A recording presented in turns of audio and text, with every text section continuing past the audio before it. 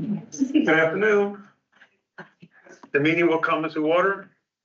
We'll take roll call first. We have all of our trustees, director, assistant director, business manager, council is expected to join us today. And we have our communications and marketing manager present. So we have a quorum. And next we have the Pledge of Allegiance. Please stand. I pledge allegiance to the flag of the United States of America and to the republic for which it stands, one nation, under God, indivisible, with liberty and justice for all.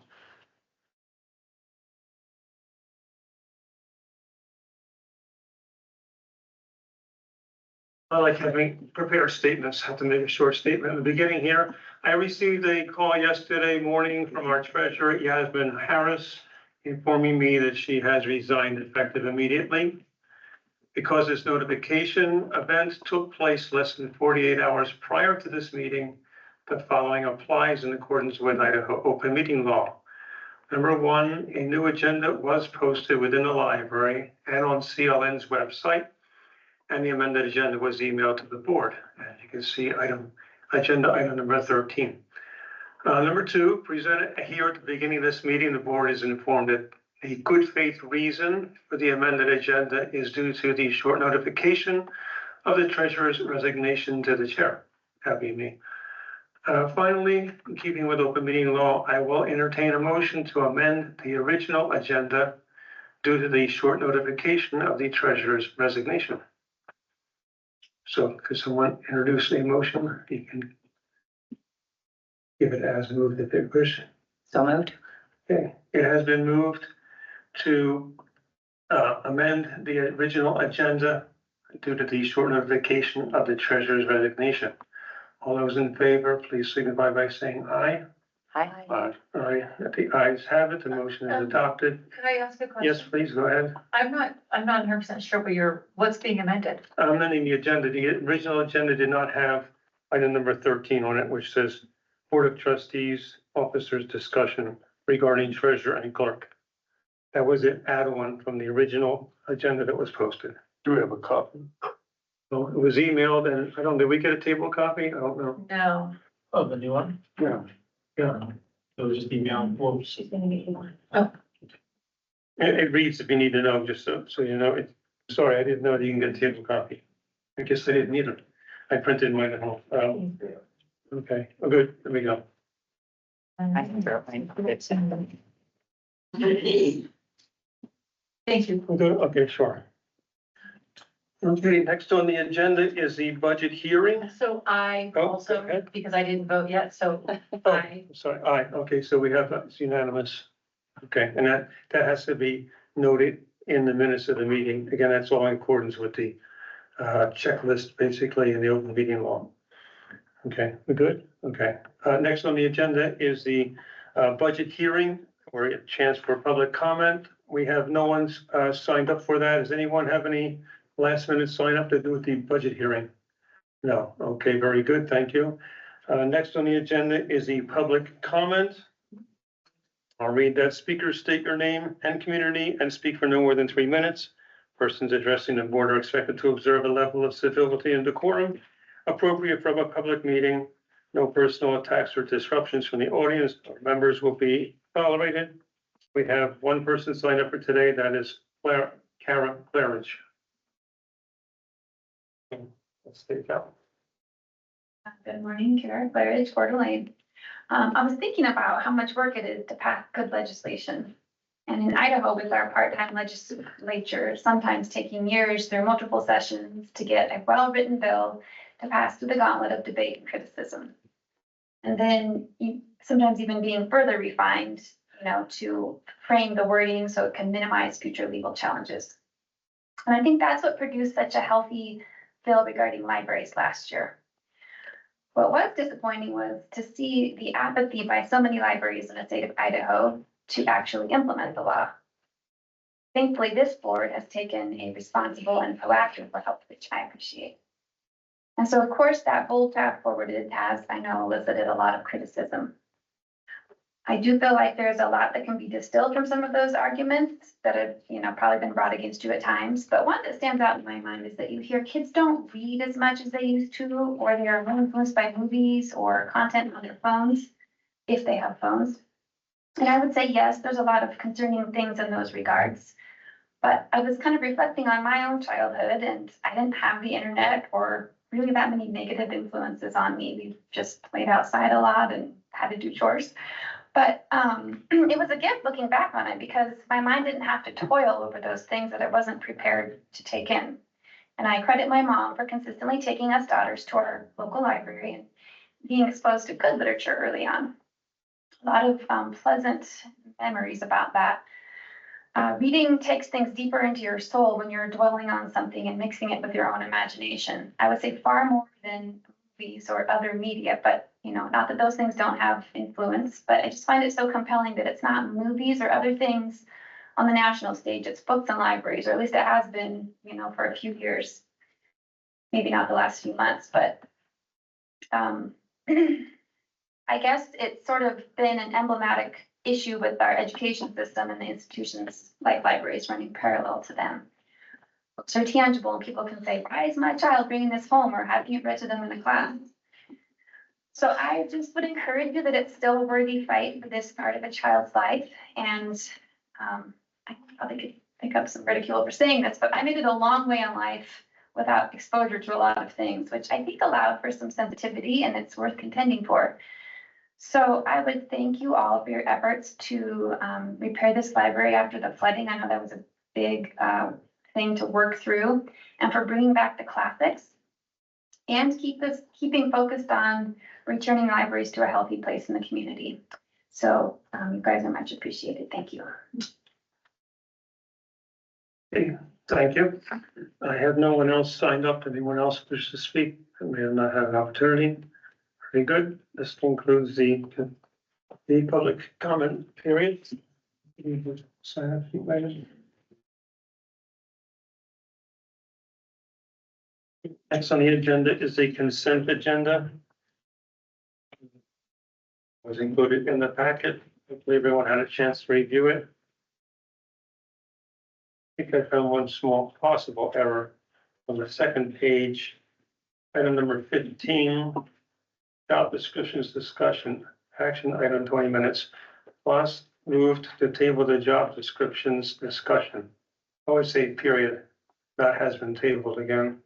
I don't know if that's an error or did I read it incorrectly. But I would suggest we cross out the last part of on the sentence on number 15 has been tabled. I don't think that works. Anyone object to that change to the agenda? No? Okay, other comments regarding the agenda? Questions, discussion? No? Okay, the consent agenda is hereby approved with the as amended. Must forget that. Let's see what's next. Oh, go ahead. It's not. I was gonna say 18, it didn't really say, but didn't we table the financial management policy? I do believe we didn't discuss it at all. I mean, that didn't say one way or the other, but we did. I agree, as even recall, we didn't discuss it, I know that. Does that mean we would just strike 18? Okay. Well, we amended it up earlier for the CIM portions, and then down there, we were saying it's gonna be a future agenda item, which it is today. Okay, so we took CIN things out in that session? you Yeah, think? Okay, so part of it was amended. That's referenced earlier in the minutes. 14. And then Okay. 18 is Okay. referring to us bringing it back for no future agenda, because a future agenda, and it is in our packet for this meeting. We good with that, trustee Fox, or you need to look at it? Yeah, it just isn't clear. Okay. Good, okay, it remains about to be approved. Okay. Next is the Community Library Network financial statements for the period. I think the period was, should be the end of October, yes. September, is that a mistake? Item number 7 on the agenda. Since September 2025, it's really October, I think. Yeah. That's fine, we can think. Don't want to affect anything. Okay, so discussion on financial statements for October. Steve, Patterson, I struggle with his name. I don't know why. I know who you are. Go ahead. So the statement analysis number 607 didn't seem to line up with the line item on the income statement.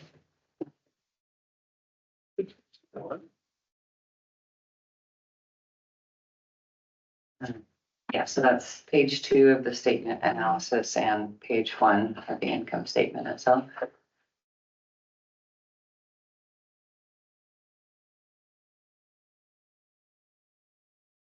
I think that the narrative is just giving some information about what's transpired, but the statement is just referring to what happened with that money this month. So the narrative says thus far, or this is what's left, 13,570. It's not actually referencing what you're seeing in the statement. Statement you're saying is $17.99 of that.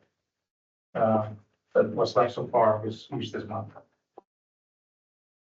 that make sense? No, clear as mud. So the narrative is saying the ICRIMP had this much money designated for YP items damaged in the flood. 5,569 has been spent so far. That would include last year. And then so far what's left for youth program from ICRIMP is 13,572. Well, it seems like it should say that $5,569.33 have been spent instead of $17.99. Well, I don't, it's not, the ICRIMP predates this fiscal year. Okay, So it's been spent since the beginning of that ICRIMP money was designated as such, which would have been the previous fiscal year. This fiscal year, all that's been spent of the remaining ICRIMP money for youth programming is $17.99. okay. That's clear as butter, thanks. No comments, questions, discussion regarding, let's try the microphone this time. Any other comments, questions, or discussion regarding the financial statements for the period of October 2025? Trustee Plus. I'm looking at going on to the balance sheet. Is that okay? That's fine. So I am used about the 126 emergency fund checking account. And I think we've had emergency fund before. Maybe it was explained and I missed it, but I think the director can, pardon. I think the director can explain that. It's evolving. And then the other is, I'm still hoping for an explanation of 148 current assets, property tax receivable, and why the description, and I guess I didn't know that was the name, statement analysis, but the description for 148 is very similar to 242 on the long-term liabilities, deferred property tax. Do you let him tackle the first question? Yeah, I'm just saying those are. Oh, okay, I'm sorry. Yeah, so to the first question, the emergency fund checking account actually didn't come up on another agenda item. So we have opened that account, 50,000 was put into it to hold it. And then later on the agenda item related to the carry forward, number 10, it's gonna come up again, and then we talk about it there. So on this statement, it's just simply saying that account now exists, where it didn't exist before.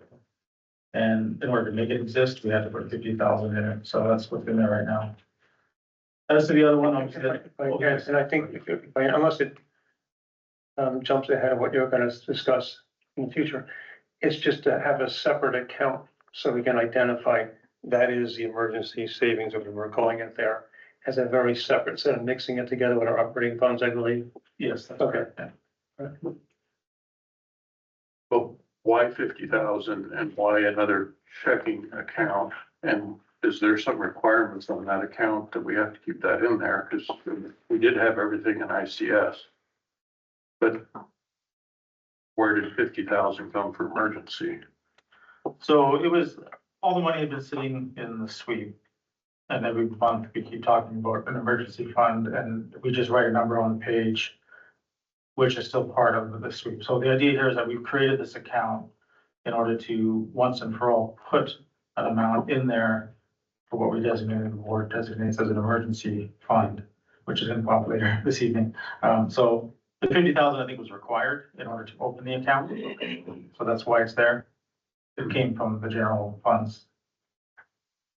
I don't know all the details about the account, why it's checking versus saving. It needs to be checking if we're gonna pay out of it, so I'm guessing that's why. Well, emergency fund, the only context I ever heard that, they started saying that before you arrived. That was when I was saying we should have 2 months available because the appraiser of Kootenai County said we should have 2 months and not more, because then you're taking too much money from the taxpayers. And somebody started calling it emergency. It wasn't me. It was just, that was the carry forward. So I don't know where the term emergency or the requirement for emergency fund came from. That wasn't from the board, I don't think. Well, that is what it refers to. It is referring to that thing we've spoken of many, many times now, an emergency fund. And how much should we put in there? 2 million, I'm sorry, 2 months, 3 months, whatever. So that's what we're gonna be discussing later on the carry forward discussion. But that didn't come from the board. That was the business manager or somebody calling it emergency fund. So be it time Okay. before my time. Oh, and then to the second question. Again, this one's, I'm just gonna take a stab at it, even though others have as well. So 242 refers to property tax that we have not received within 60 days of the end of the fiscal year. Was it 148? 242. I have Oh, to sorry. go. 242 refers to property tax we have not received within 60 days of the end of the fiscal year. But the other one, 148 refers to property tax we have not received from further in the past. So could be tax we didn't receive from 21, 22, 23 different years in the past.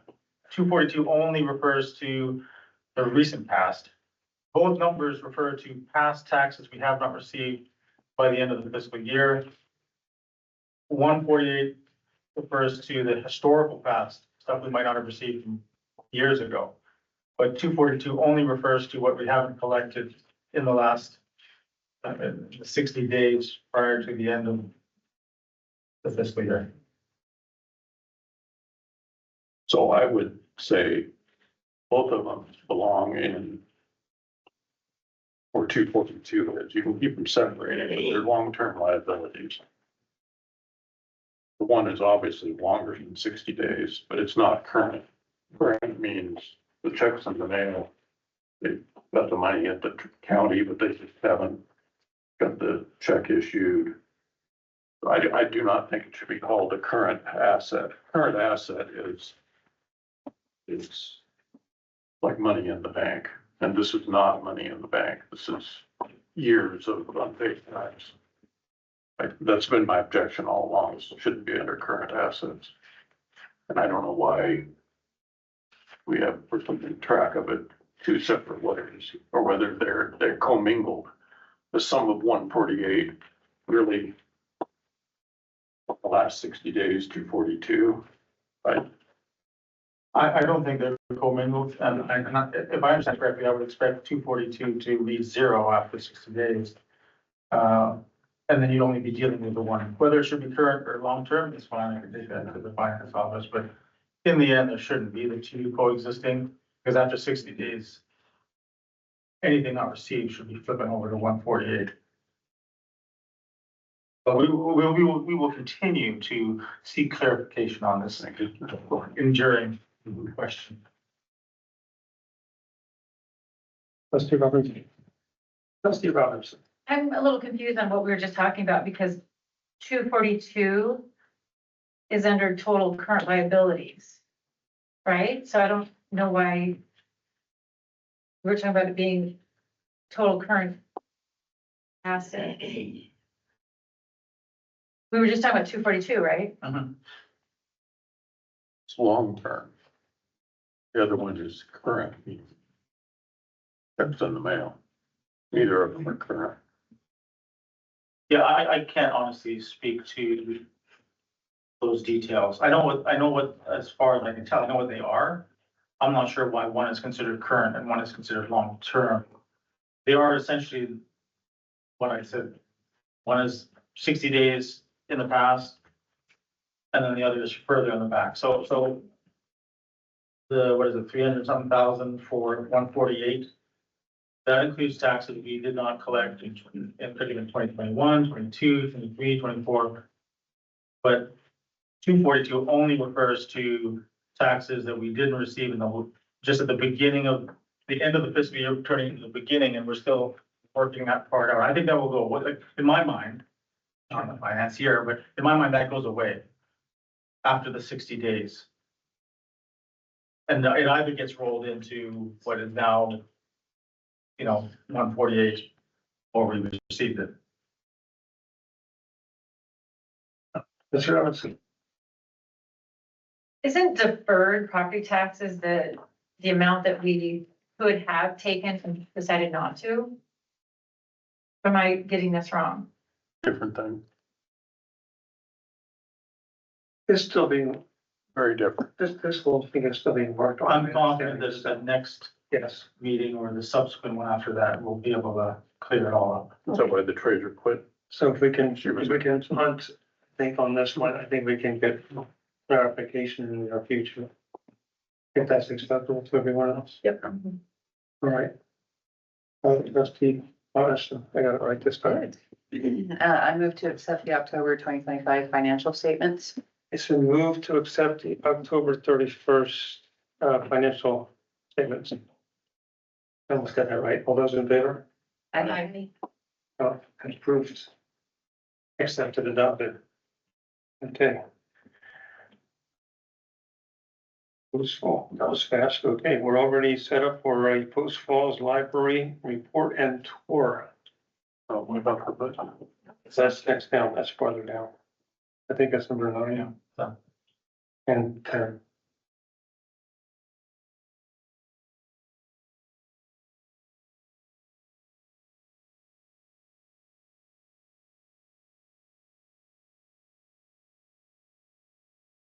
No technical glitches. Even 10. Oh, sure.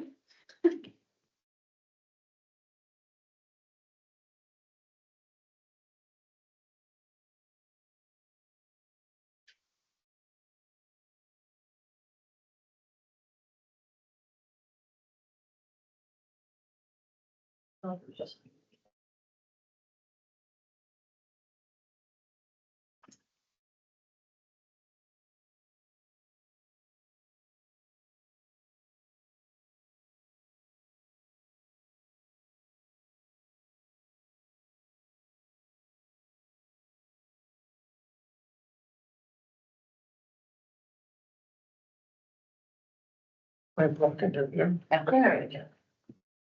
don't have dollars. Smart. So I meant to be paid. Afternoon, I am Jennifer Kraft. I'm the library supervisor here at Post Falls Library. And I will be giving you guys a brief overview of fiscal year 2025. Some of you may remember that fiscal year 2025 was still a bit rocky at the Post Falls Library because we were still under renovation and repair in the main part of the building while we were using this part of the building as a mini library, boutique library, and a programming space. So huge kudos to, oh, it helps if you turn it on. There we go. This incredible staff that I have worked with through this past fiscal year, who were all crammed into half of this room. And what is now the director's office was our workspace. And the fact that we managed to all get along and still laugh and enjoy what we were doing is really a testament to their patience and resilience.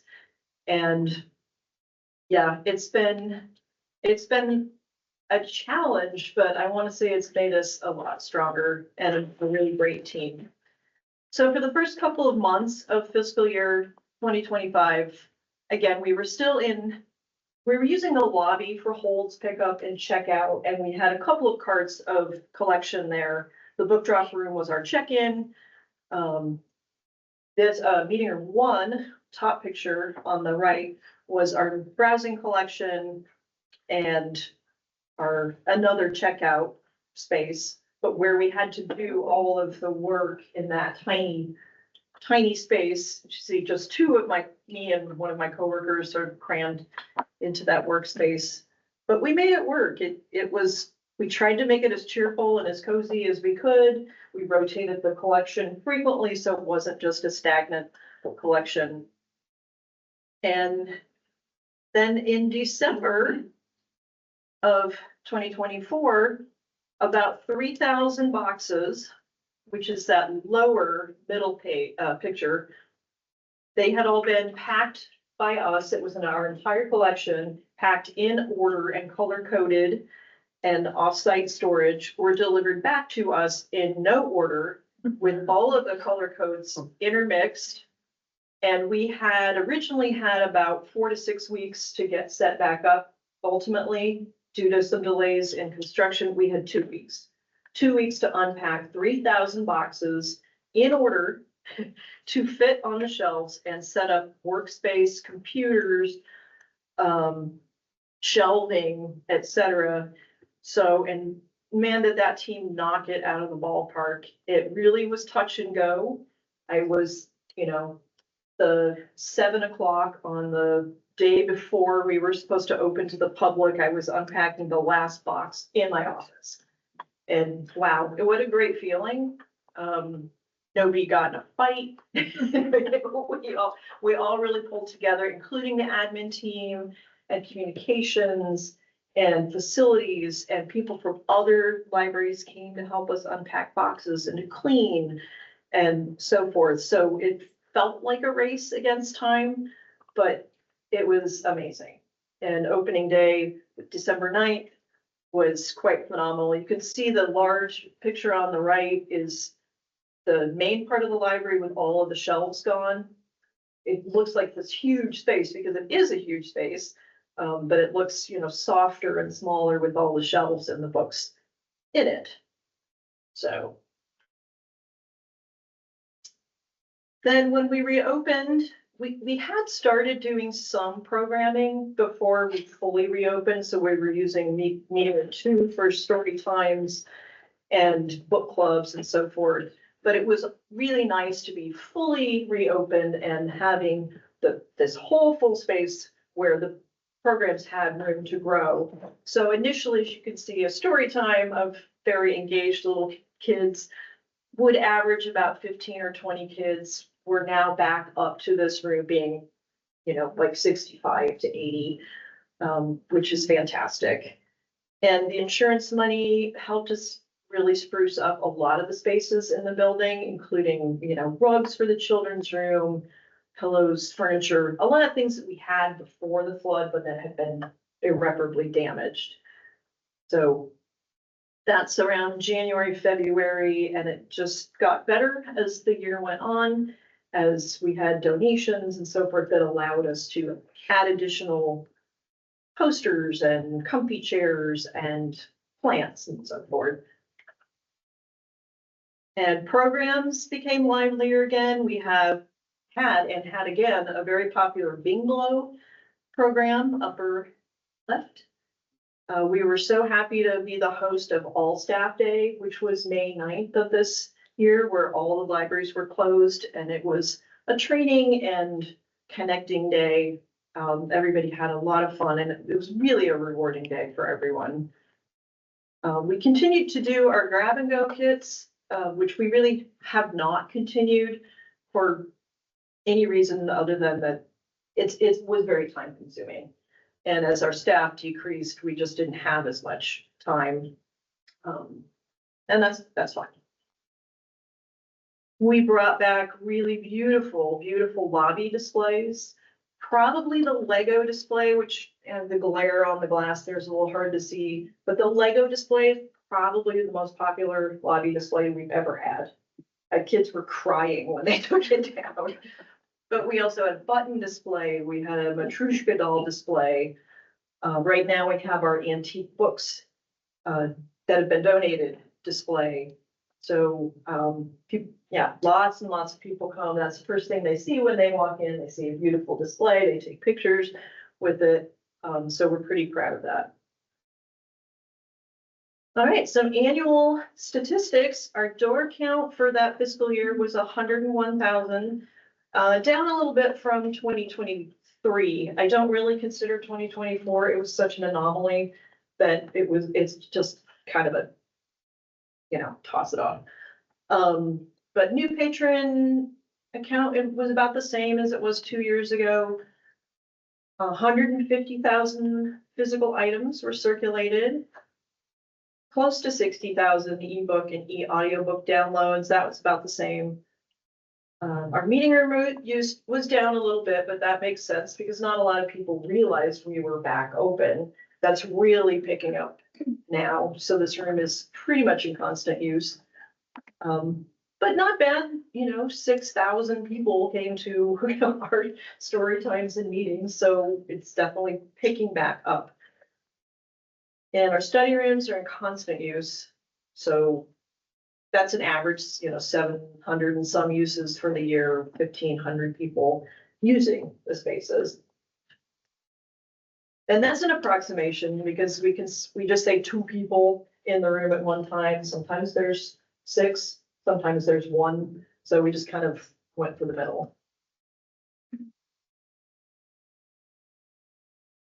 Right. Our community supporters remain steadfast over the years. I'm not going to read them all off. But, the Boys and Girls Club, City Hall, our bookstore, the chamber, etc.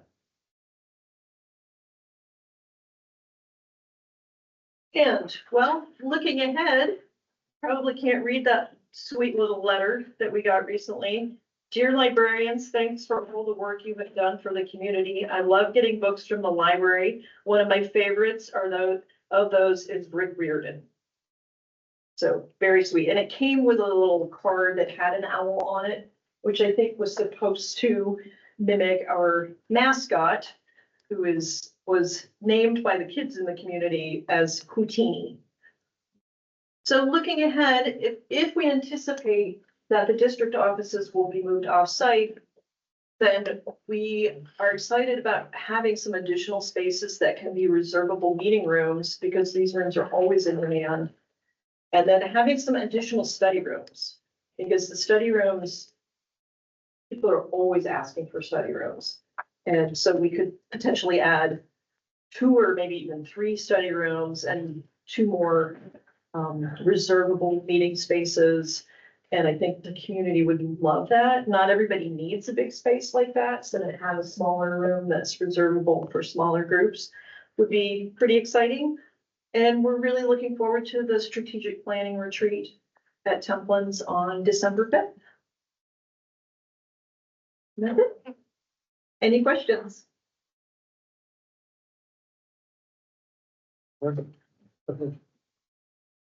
Thank you, Jennifer. I'm interested in getting more books with our grant money, but and you're talking about using the extra space for meeting rooms and study rooms and so forth, but where will the books go? And some of these rooms have walls taken out or something, or is there room in the main area for all the books? Yeah. What's your thinking? Yes, there definitely is. Enough of the collection that was damaged and deleted has left a good space for growth in most of the areas. It's quite possible that if I moved my office, then my office could become a collection space for non-print or something. I mean, there's lots of ideas in play. Nothing has really been that's locked in. That's what we're going to do. Our collection development specialist came 2 weeks ago, I think, to a Friday afternoon staff meeting and did a walkthrough of the building with us and talked about what areas of the collection we really look forward to building back up. We do have space in the collection. We could absorb quite a bit more. I haven't been involved with anything about the insurance and how it's being used for the collection, so I can't really speak to that, but we do have quite a bit of space. We recently got 5 boxes of donated brand new DVDs, which we have sent to be added because that collection was really destroyed. And when those are processed and sent over, that will double the size of our current collection. But we do have space where we can move a couple of collections around. So, I mean, nothing's particularly set in stone. I haven't even yet had those conversations with the administrative team, but there are lots of ideas bouncing around. So I want us to be able to be flexible with it, but we can definitely absorb more, especially in the adult collection. The children's room is pretty robust, but much less of that was lost. Any other questions? So, Trustee Rodson? Hello, thank you for your report. Have you had many people come in that are now having to purchase their library cards, and what has been their That's a reactions? So we have, like every other location in the district and other locations have fielded a lot of questions about the dissolution. I'm profoundly disappointed or upset people, a lot of people who once the staff explained the situation to them and explained how libraries are funded and tax districts. Most people have been actually, okay, like, oh, okay, now I get it. We've probably had, so it's been 2 months now, we've probably had half a dozen people get non-resident cards with no hesitation. It was just worth it for them. Other folks have left and just said, I want to think about it before I spend it. How did you come up with that figure? Which is really less than most taxpayers are paying, out of their taxes. I would say the bulk of the folks have been pretty understanding. I've had several people come up to me and ask me about it. Yeah. Once I explained the situation, every one of them has been like, oh, okay, I get it. Yeah, I mean, most of them have been. Probably what we have fielded the most is over the last 2 months. I just did a calculation today. We have probably answered over 1,200 in-person and on the phone questions about Libby. So, because after the Libby collection split, not only did the Libby collection split, but everyone's account was suddenly pointing to Inland Share instead of Community Library Network, which is not correct. So we've perfected our script now, so it's a pretty slick process to explain to people. Open your app, press on the thing, open this, press on the 3 dots, remove that, add us back in. But we average, I mean, that's me saying 8 people on my staff averaging 3 questions a day, which is really probably more than that over 2 months. So that was about 1,200. So it's actually in reality probably more than that.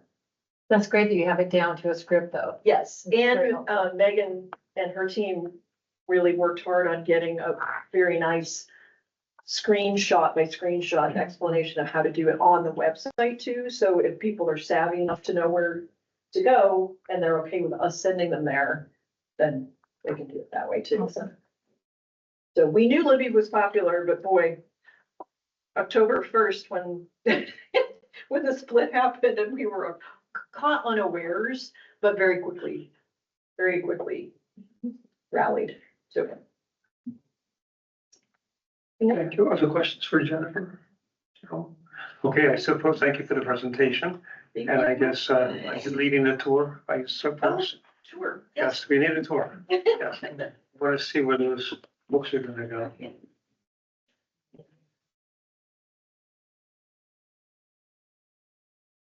Okay. We can proceed on with our, oh, is it recording going? Okay, thank you.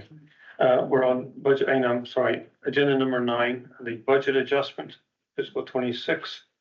I think, did the director wish to talk about that or what? Yeah, I mean, it's pretty straightforward, because we already talked about it, and the adjustments, we had sort of decided on long before, this day, but then we had to go through this publication of it. So basically, all that's happened here is we had a newer, accurate growth, number, so that changed, and then we have the judgment levy. And that degree, we simply deducted the amount that we were gonna use from IPRIM, for the function, and then nothing was changed. So that was essentially the adjustment. Anyone have questions or discussion regarding the adjustment? It was easy, the allotted 5 minutes, we took one, okay, which is nothing. Oh, sorry, trustee Foss. So I guess I didn't remember about the actual growth. Did that change, the growth change since we did the budget? Yeah, I think we had, what do we have? 9678, and we ended up with 10272. So at the time that the budget was originally published, that was our estimate. Since that time, Who gave you the actual, was that the county then? yeah. Okay, I didn't know they came back into that, okay. I'm assuming we did publish, okay, the budget, okay, so. All right, any other questions or issues? Because we can go ahead and approve the budget adjustment. All those in favor of approving the budget adjustment for fiscal 26, say aye. Aye. Okay, yeah, all those opposed? That one aye as well, okay, is approved. And moving on to the fiscal year 25 carry forward discussion. I do believe the director wished to discuss that one as well. Yeah, it's a one pager there. It's, hopefully relatively self-explanatory. I mean, the main talking point, I guess, is under the line, the big line there. The transfer of $1 million to the emergency fund. Calculations are there. It's a little over 2 months worth. One of the things that, I had been, wanted to make sure previous to making the decision to create the account was we had been making about $70,000 in interest on the sweep year over year. And so I asked the business manager and finance office to make sure that we still get those good interest numbers, even though we're gonna take whatever number out of the sweep. So that's why we included the interest, some of the bolded interest numbers there. So we're still doing well. We're still getting, I think, over 70,000 annually on our interest for what we have in different accounts. So that was one of my concerns. I didn't want, you take that big chunk of money out of the sweep, are you gonna, take a hit on your interest that you're making? So, but no, we're good on that front too. So as far as what the board needs to do, as far as this piece of paper is concerned, is to decide whether or not you would like us to transfer the $1 million, maybe minus 50,000, I don't know, 30 in there, 50,000 in there, but $1 million into the emergency fund. And even if we think that it'd be better to have 3 months, we can do that moving forward. Anytime we have carry forward, so we've had, can we please add, this money to that fund? At least now we've created a clear delineation. This is the fund, this is where it is, this is the amount. So that's one of the key talking points on this piece of paper. The other one would be at the very bottom. The actual carry forward is that 38,553.72. That would technically be the surplus or the amount that we're, going to move forward into this year's fiscal year. And the question will be whether the board wants to earmark that specifically for something at this time. But then that's the gist of it. There's a little section about unrestricted funds. I know we talked about this a little bit before. Through the hard work of the business office, they kind of dug deeper into what should have been or wouldn't have been restricted. A variety of restricted funds were unrestricted, and then we designated where they belonged based on honoring what the donors, wherever they came from, even though they weren't technically certain restricted. And the only thing that is actually restricted is the Pinehurst bequest. That's also mentioned there for the bold unrestricted fiscal year 24 audit text there. So that Pinehurst bequest is restricted, and it is separate from from what was unrestricted and after the audit. Anyway, that's the gist of the page. Okay, so if I understand this correctly, then we're going to have a separate account for the emergency fund. And I don't know if you like that term, I'm fine with that term. So we can see that separately identified instead of having that mixed in with our regular operating money. Is that what we're trying to do there? Instead of trying to always subtract and figure out what do we really have to work with? Okay, and so we'll have slightly over 2 months, just a hair over. Okay, with that $1 million. And I guess we're gonna need approval, I guess, from the board here to say, yes, go ahead and transfer. So we have the remaining $950,000 to that other account. Yeah, again, this page is meant to show you what it would look like if we have the $1 million in there, so you could choose to put a different number, but that's what how this page was constructed. It sounds reasonable to me, trustee Plus. So a couple questions. I don't know when the board asked to have a separate account for emergency fund. I don't really want that myself. I like the idea of getting higher percent rate. I don't know why. I guess I never asked, but why the sweep account isn't getting higher. I get 3.5 or 3.8% at Schwab at one of the accounts I move my money into. I don't know why we aren't getting more. But is there a penalty or risk if we take money out of the emergency fund? Is it just what kind of account is it? Does it have a minimum amount to get that interest? Yeah, I would defer to the. With the board's permission, we'll talk to the business manager. I thought it says 3% right there, but please, no objections, go ahead. So the current ICS sweep account includes 10 different bank accounts that our bank manages for us, and it's all FDIC insured and bank insured. And that's at 2.65%, and that's where we've been getting that typical 70,000 a year in interest. If we put this $1 million or 950,000 into the savings that's attached to the $50,000 checking account, it's going to be earning 3% interest. And it is another type of sweep account. So very similar to the ICS. We're just splitting them into 2 ICS sweep accounts. We're getting a better interest rate. And that way you can see more clearly what your operating expenses are to work with. Is there a minimum if we take 500,000 out of there? Do we not get the 3%? Is there some minimum to No. to get that? No. Why don't we have everything in the sweep account in the reciprocating 3%? Or why can't we get a sweep account that's getting 3.5% like I have at Schwab? We can certainly look into that. This account is a little bit different than the ICS sweep account. And that's why I asked for a higher interest rate. So we could certainly relook at that to see if we could get a higher interest rate on the current ICS sweep account. Is that money should remain, I assume, relatively stable, but not moving if we're not actually having emergencies, whereas our operating money is coming and going in and out the door, I guess. But, Yeah, the emergency fund is very conservative, and yet it's a nice interest rate. And there's not a minimum other than the 50,000 in the checking account.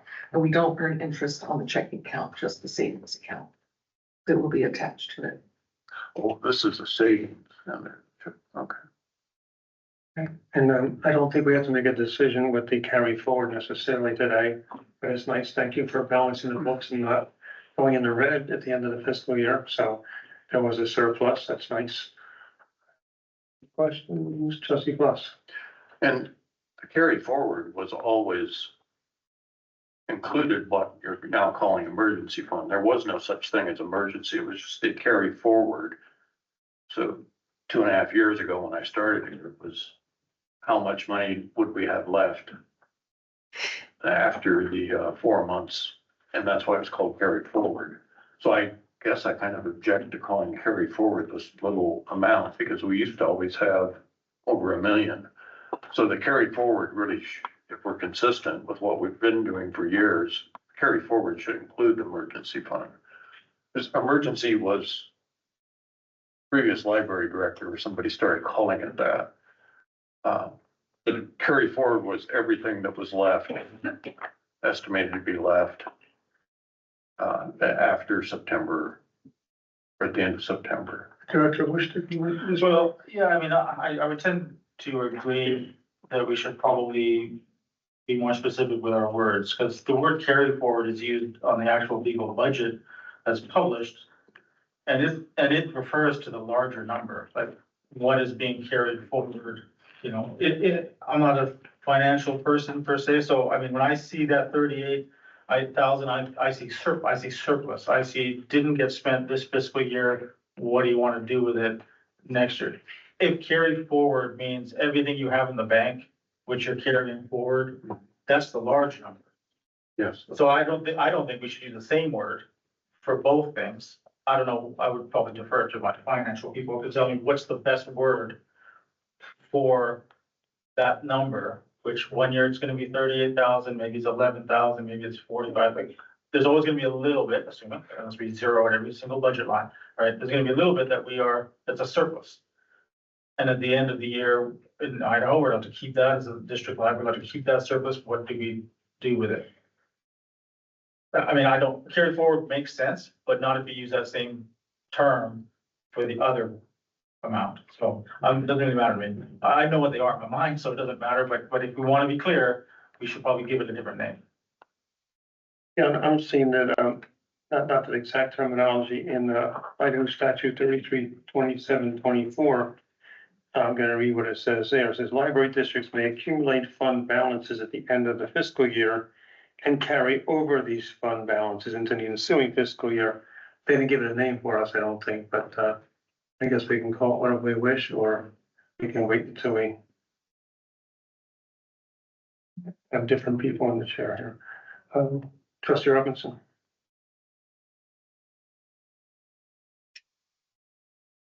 So I have two questions. One, for the director, when you say the other amount, are you talking about the $1 million that would be in the, emergency fund?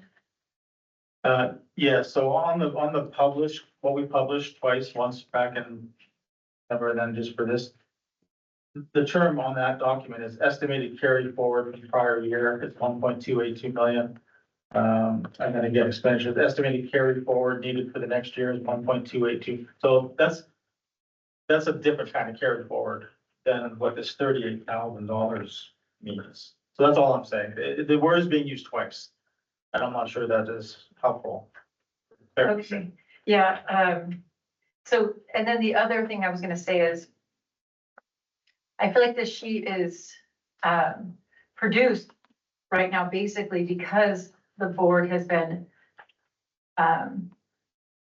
confused with the terms when it was all under carry forward. And the carry forward having to do with, the last months of the year, the actual year that you have to pay, the library has to pay out, and the extra 2 to 3 months in reserve. I feel like the board for a year at least has been trying to separate those two out to see the difference. And now I feel like the board is saying, why are they separated? Why aren't they together? So I'm really confused. I feel like the staff has been working hard on trying to separate, even if this isn't official, even if it's just for the board to look at, they've been working hard on trying to separate those numbers. And now it's almost like they're being said, why did you separate them? So it's extra confusing to me, because I thought this is what certain trustees wanted. And now it seems like they're saying this isn't what they want, or that it's confusing. I think I agree with what you're saying, and I had the same impression. I do like the idea of having an identifiable separate, I don't care what we call it, separate account for emergency funds. We probably would rarely, if ever, dip into that. We separately have a CARP fund, what do you call it, capital assets, whatever, repair and whatever it stands for there. We have that fund, and then we have operating funds. And again, for consistency of language, at least for that $38,000, we might want to call that, just because of the way it's termed in the statute. It doesn't have uppercase letters identified, but it's carryover money from the prior fiscal year. But obviously that can accrue from multiple years. So there is something maybe, so just ideas. I don't really care what we label these things, but I do think we were working toward and trying to figure out where is our emergency fund versus what we have in the total pot, so to speak. And I think that we were trying to do that. And so I'm kind of indifferent as to what we want to label it as, but 20 plus. One of my concerns is I print 128,000 up here. It looks like it's in the bottom line of 1,290,000 that comes down here. I specifically asked for the I-Crimp money to be kind of kept as a separate account or separate fund, so we could see how much was left, and we would buy books and we would see how much is left, but I do not want that being rolled into the emergency fund. I think it should be kept up here, and I don't know really, I don't understand how that was done, but there's nothing magic about the emergency fund to me, except that you've got a higher percent rate, and it should all be kept together. But we just need to keep track of, at the end of September, do we have enough for 2 months extra, or close to 2 months? The rest of the year, the carry forward is kind of,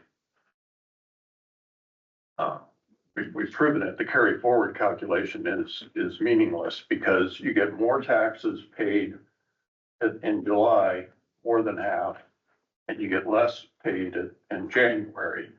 So it looks like you've got a lot more money in July, and then when you come down to it in January, you don't have as much. So there was the only time to calculate carry forward to me is after we get our final payment.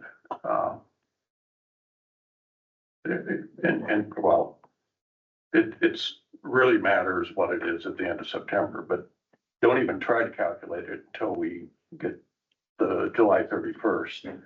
But I don't want, I specifically request, and I move that the I-Crimp money be moved out of the emergency fund and kept as a separate line item as part of the ICS. The I-Crimp money is, it says here, there are many balances in the ICS. So I think I-Crimp has always been in the sweep. There are a few accounts that aren't in the sweep, right? So the Pinehurst has its own account, CARF has its own account, and then there's a sweep. Everything was sitting in that sweep all the time, right? So I wouldn't necessarily agree that there's no risk of the I-Crimp money, 228, being rolled into the million that's going to go into the emergency fund. It's not part of that. The million is what we're able to put in there based on all the numbers on this sheet, and still end up with the 38,000 surplus and keep moving forward. There's no, I don't see how it can be, it's not rolled in. It exists on. Is it part of the 3,095, or is it part of the 1,290 that you're pulling down? The I-Crimp money? Or is it? Well, if the business manager would like to chime in, if that's all right. Okay, just to give an overview of this page, the ones that have double underlines are the 3 main categories. So up at the top, you see available liquid funds. So of the 4 accounts we have, this is our assets, how much actual money we have. In our checking account, where we cut our checks. The ICS, which is the savings account that has the bulk of the money, the $3,500,000 at 2.65% interest. Then we have the CARP account, and then we have the Pinehurst account. So our available liquid funds on 9/30/25 was $4,385,000 and change. Then the second group of funds is all the money that has to be reserved out of that $4,385,000. So when you look at, we had $24,000 in outstanding checks on 9/30, so that had to be covered. We had required for our accounts payables for that, so there were 4 months that we needed to cover for salary. and all of our vendors. And then we have our reserve for restricted funds. That one is, you notice it matches the assets because that is reserved specifically for capital projects. Then you have the next section called restricted for location only donations.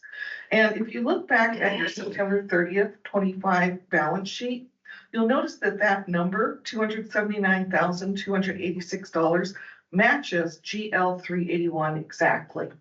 And in GL 381, this is what is currently being restricted for the different libraries. So we received some donations in the last few months. So Harrison Library has a little $2,000 set aside. Post Falls Library received a $140,000 donation from Cordell Trust on August 25th. Then, of course, we have the Pinehurst one, which is a separate bank account. And then we have the Pinehurst Library donation. And then there was, oh, you're going to see in next month that we got another one for the Hayden Library. And actually, you'll see that in this month's income statement that we received a nice check this month in August. So then you have the ICRIMP amount, the $228,000 that's in the ICS savings. And then we have payroll for that last week of the fiscal year. So the total amount of reserve funds out of the 4.3 million is $3,095,000. So what's remaining is that second number that's double underlined, $1.2 million. So that's the amount that's available to assign to expenditures or emergency. And that's the number you've been used to seeing in the past, is just 1.2 million.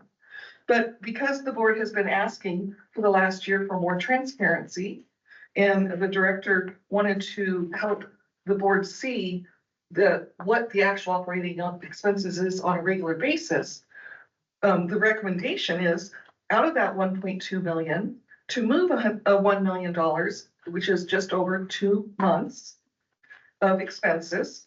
And then the 60,000 would go into CART to help fund capital projects. And then we have $191,600. That's the money that we found when we did our audit in 2024. That was the restricted number in GL 381 plus that Pinehurst number. So we went through there and got it all cleaned up and figured out that out of that money, there was $1,868 that a donor wanted for adult programs, $28,000 and change for youth programs, and et cetera. And so then when we take that 1.2 million and we break it down by these 4 categories, your third final number with the double lines is a surplus. We have $38,553 left at the end of the fiscal year. I hope that helps. It did, thank you. Oh, sorry. So the answer to my question is ICRIMP is restricted and it is going to be kept track of on every balance sheet. That's what I'm asking for, or be on some sheet. I want to see how, each month as we take money out of it, I want to see how much is left. So what we used to call this bottom line, 1.29 million, we used to call that the carry forward instead of available to assign to expenditures or emergency. Anyway, that was the carry forward. And I would say that's what you should call it, carry forward. Then you can go down here below and split it up the way you want it. But instead of calling that line, that with the double line available for expenditure, you just call that carry forward because that's what it is. And we are deciding to transfer, sounds like we haven't done it yet, but we're deciding to transfer some to CARF. And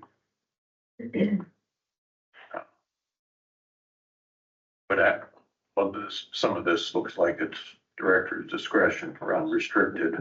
I don't know if the board has to approve anything else on how that's being done here. Yeah, I was going to ask, what things would you see needing board action to agree? The 1 million, the emergency fund, the 60,000 doesn't, because the 60,000 is in the budget. It's in the budget that we're gonna transfer 60,000 every year into CARF. So that doesn't need to be done. And then the only thing you have to do is, you can, or you don't have to now, but there is 38,000 and 550 the surplus, which We can apply. you can apply. You could say right now, put it in the collections, put it into the Hayden project. Right, we did this before when we put it into the Harrison ramp.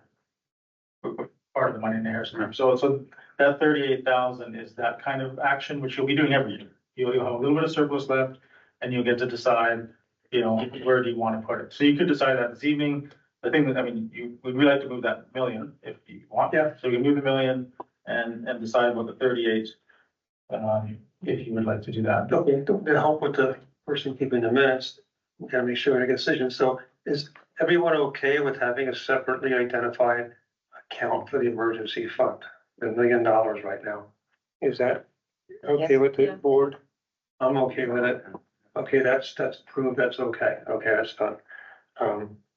And then I don't care what we call it. We can wait till we have another treasurer or whoever and get a new name for it if you don't like emergency fund. I think it's kind of identifies what it is though to me. Okay, and then I'm okay personally, unless someone has some burning desire to add money to another line item in the budget, to leaving the $38,500 some dollars, they carry forward, we'll call it, money that came in from the last fiscal year leftovers. Just leave it for now and apply it, and we have some need for it during the year, if that's okay, Yes. gets us through the day. Yes, trustee Paul. I really don't want carry forward as the name of it, let Cal just calling it surplus. Well, it's carry over if you want to get more technical. Carry I forward think that's what it's called in the statute. It's money that was left over, I believe. That's up here. That's this 1.29 million. That is carried forward. And that's what's in our budget. This other is FY 26 surplus or something. So what is it you're asking for, please? I'm asking to change the name of this double-lined item above the solid line to carry forward, because that's what it is in the statutes, and that's what it was in our budget. That's carry forward. For the 1.29? Yes. And we just happen to be putting some into. Well, can we wait until we get the money, because it also says emergencies, and we still have the money in there right now, so. Well, I Do we just think name it call this after we line move the money item, out? call this line item carried forward above here. And then you can delineate what we're doing with the carry forward with these. Trustee Austin? I don't think that we have to determine what it's called right now, the 1 million we approved to move. But trustee Ploss had made a motion earlier, I'm not quite sure what it was. He could rescind it or recite it. Yeah, I think at the beginning of this, he said that he moved to do. No, He said in the past, I believe he said. no.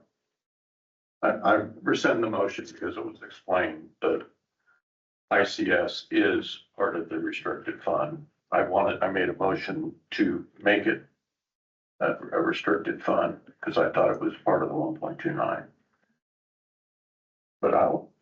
So I rescind that, but I do make a motion to call this 1.29 million carry forward instead of this long sentence available to assign. So that should be called carry forward because that's what's in our budget. This is all money that's being carried forward after September 30th. It has been moved to rename the line item, which says the dollar sign 1.290, 1,209,000, or it's called right now, available to assign to expenditures or emergencies, to rename that carry forward fund. So it is.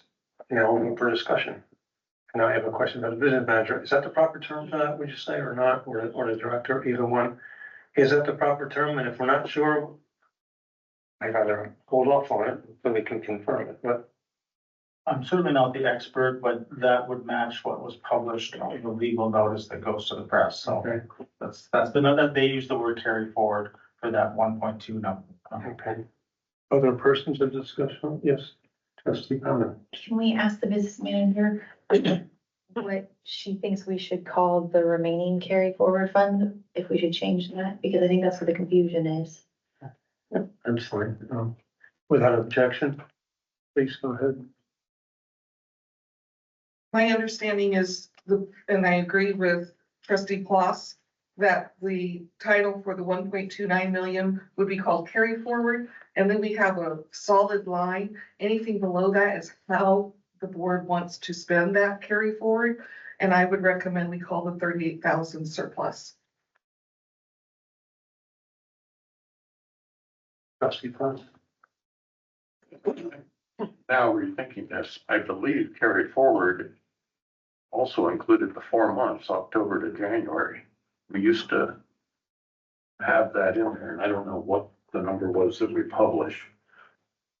But it was from September 30th, when our fiscal year ended, how much money do we have left? So I will rescind my motion to call this carry forward, because I believe it needs to have this 1.97 up here,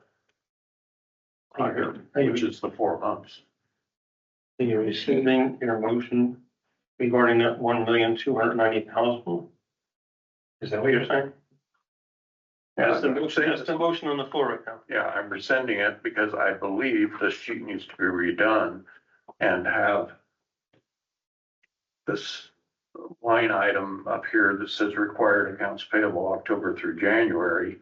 That should all be moved down below here, below the 1.29 million. So it would include the 1.97 added to the 1.29.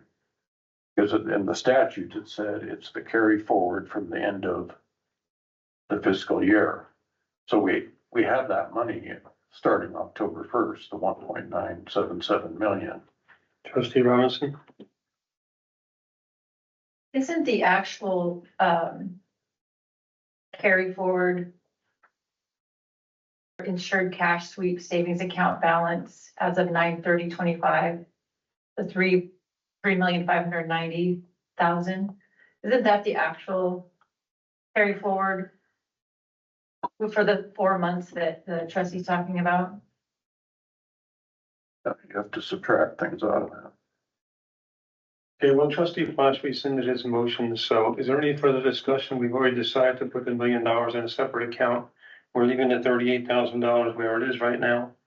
Any further discussion on this agenda item? So is there a motion? No, Oh. he rescinded his motion. There's no motion.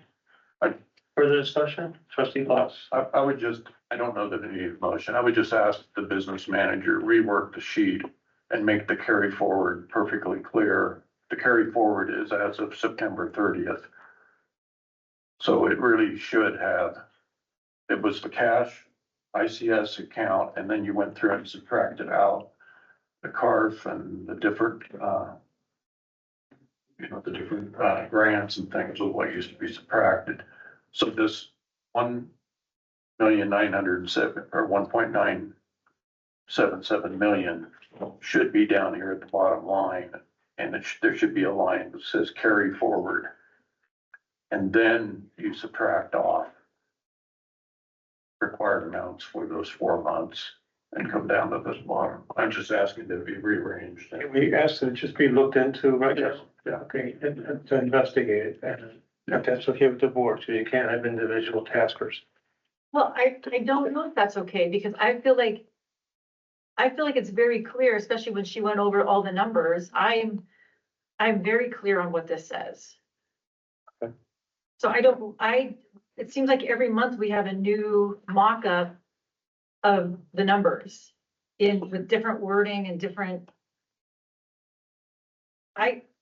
After the business manager explained this, and I put my little subtraction and addition things next to each other, or the numbers, but I don't know why they don't do that in accounting, but I find this clear.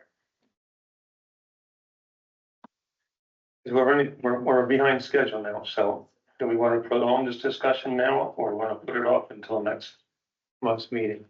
Well, maybe we could just decide if the majority of the board wants this to be changed, or if the majority of the board likes it. Trustee Addison. I would say no action at this point. I'm comfortable with no action at this point until things get looked at a little bit more or a little more time. Okay, well, it appears that the majority does not want to pursue it any further, but if you have further discussion on it, please go ahead. I'm saying for clarification, the carry forward is not being reflected correctly. Carry forward, I was gonna find if you've got the statute there, but the carry forward is the money we carry forward after September 30th. Yes, it's carryover. Carry over. Maybe we should change the term to carry over to make it match the statute, but we can't subtract off these 4 months clear up here at the top of the sheet and then come down here and call this carry forward. The carry forward needs to include those 4 months. I'm just asking for it to be clear that it matches the statute. And it can be done later. I don't want the bottom line to say carry forward 38,000 because I don't know what it was. So I think that here, the board here is saying that we're taking no further action on this today. Is that correct? Yes. Okay. We'll finish that line. Okay, next up on the agenda is break. So we'll take a break now and we can just double check the time, get exact here more or less. It's 3:34, we'll reconvene at 3:44. Okay, meeting will resume. Thank you. It's now 3:44, I believe it is, yes, more or less exactly. So we're now on the director's report. Mr. Director. Thank you. Yeah, this shouldn't take too long. You'll notice in the nice brochure that the communications department produces, that we're looking at a different sort of line for statistics now. That on the circulation statistics at the top there, we're just looking at October, compared to population. Obviously, all the historical data where we were part of the consortium, it's not apples and apples anymore. That's, so we'll be looking at this month to month now, watch it grow, and then in years to come, a lot better data, obviously, to compare years, but moving forward, it'll be month to month. The sort of beigeish yellow column there is the total circ. So the difference between total circ and physical circ is actually broken out with the overdrive, right? So the things that aren't physical are basically that we're tracking in this case is overdrive. So the chart below that is showing overdrive digital downloads and trying to compare audiobooks side by side with ebooks. And part of this new way forward for us is we have, let's say, we have the $50,000 set aside for electronic resources. Diving a little more deeply into these statistics help us to understand, what does our patrons want in those formats. So this is just ebooks and audiobooks, but we also have Flipster, we got Mango languages, we have EBSCO products and Ancestry.com. So we have other electronic resources, and moving forward, I'm hoping to provide you with more robust data about all of the electronic resources that we have and their usage statistics so that we make sure we put our money into the best resources available. So that's kind of what's happening there. I will say just a few things about the cardholder statistics on the other page. This will also probably change. It's not super intuitive what it all means here, simply because a lot of it has to do with what's happening. Well, first of all, the statistics are being pulled from COHA, from the ILS, so stuff that's happening in there is kind of dictating what's on this page. But you'll see that for many months now, we talked about our minor policy for cards, but then we reflected in the statistics. So now this is reflective. We have the minor card, which is the general access, and then we have the minor limited. And then we're going to start tracking non-resident. But I just want to point out a few things, and I'll tell you now, but I'm not actually sure how this will look in the future. But so non-resident is basically the single card, single patron adult coming in asking for a non-resident card, paying the fee.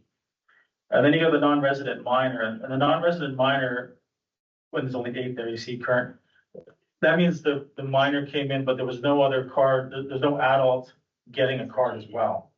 So the $50 fee is being applied just to so the parent's still signing off on choosing which card, but it's not associated with the family. So when you see non-resident minor family, that means that we're not charging $50 per person in that household.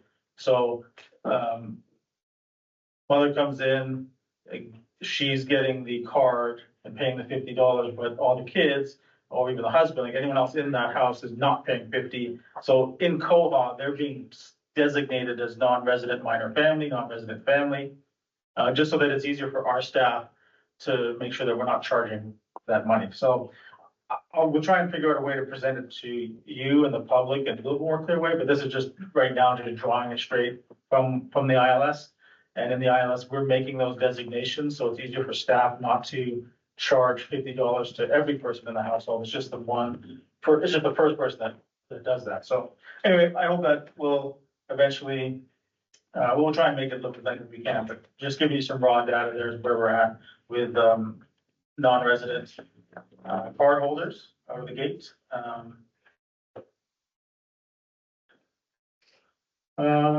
A couple other updates. Facilities department's been working very hard with our fleet, and happy to say that the bookmobile was sold at auction for $4,600 October 8th. And we donated the Discovery bus to the University of Idaho. You might have seen it in the paper. It was mentioned in the newspaper, I think today or yesterday.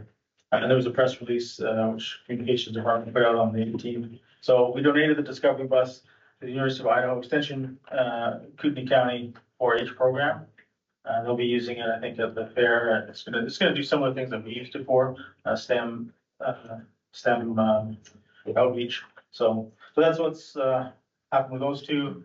We still have other fleet issues which we'll bring forward. I think facilities will present to the board in the coming months. We'll just talk about some of the decisions we're making about the courier vehicle and the vehicles that we have. So, but those two main buses are off-site. They're no longer at paid parking lots, so you won't see them there anymore. So that's an update on that. Strategic plan.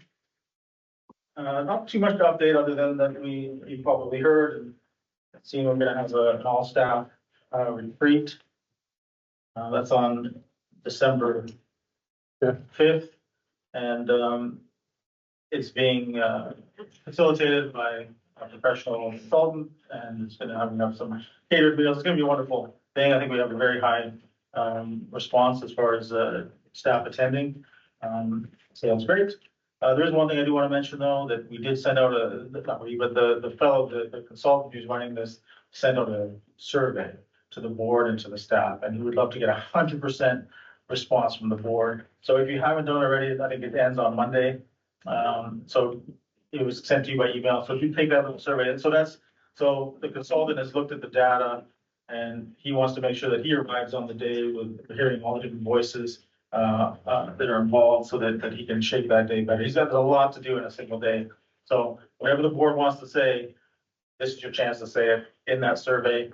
And then obviously I'll be coming back to you with the results of that day to move forward with the strategic plan. So I just really encourage you by Monday to do that. Facilities update. Myself, Assistant Director, Facilities Manager, we're at the district office. Hopefully becomes our district office. We're there this morning on site. The landlord's been doing quite a bit of work just for their own sake. Nothing's been signed yet, but they're moving forward, getting that building ready as it's released. And it's looking very good. It's like very positive. It's a wonderful space for us. We're hoping that the lease right now is in the hands of legal. Legal is talking to the lease floors legal, and hopefully things can be signed off on before Thanksgiving, maybe early next week. But anyway, everyone involved in the project is very eager that this works, and yeah, I think it's gonna be very exciting. So, other facilities projects, we're gonna build a wall and we're gonna build a wall in bathroom, just a little interior reno, which is gonna help increase staff use space, offices, which will have a trickle effect on creating a better break space for them. So it's quite a minor project, but it's a project nonetheless. That's just adding a wall in a certain section to be able to expand an office. So that project is beginning. And then some HR updates.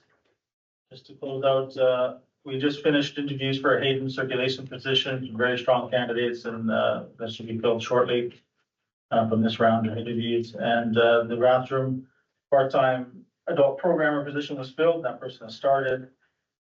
And the administrative assistant to the business manager moved on from CLN, and the current business manager requested to transfer to the administrative assistant role, which left the business manager position vacant, which is going to be filled by Yasmin Harris, the former treasurer to the board. And so that should all take effect December 1st, 2025. That is the end of my report. Very I have one nice. question to start with. I'm assuming the library is closed on December 5th for the all staff. Yeah, so all branches will be closed. Very good, okay. Trustee Robbins. Okay, I have two questions. I would ask you to repeat the last part about the business manager movement and Yasmin. Yes, And then the other question is, I noticed the, on the tour, the door that says mature content section. And I believe we already have some folks that were on their way to a closed door situation. Where are those books and is that going to open soon here? yeah, they're in tech services right now. There's obviously just this, I think it was 16 that were designated through the regular process of relocations. I don't actually have an update from tech.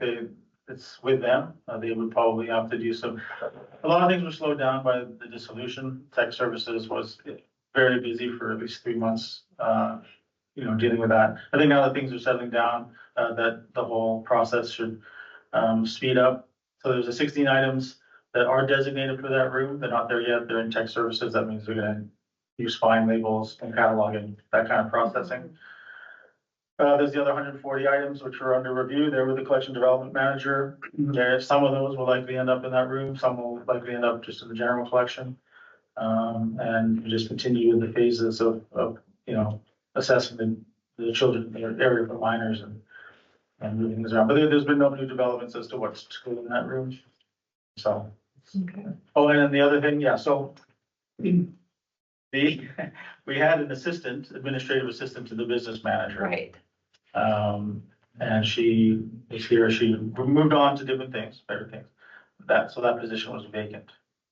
And the current business manager requested to go back because actually that was her position before, when the previous business manager, Janelle, I think was her name. Right. So that request was made and satisfied. And that left the position open for the business manager, which there had been interest from the treasurer for that position. And we proceeded to fill it that way. Okay.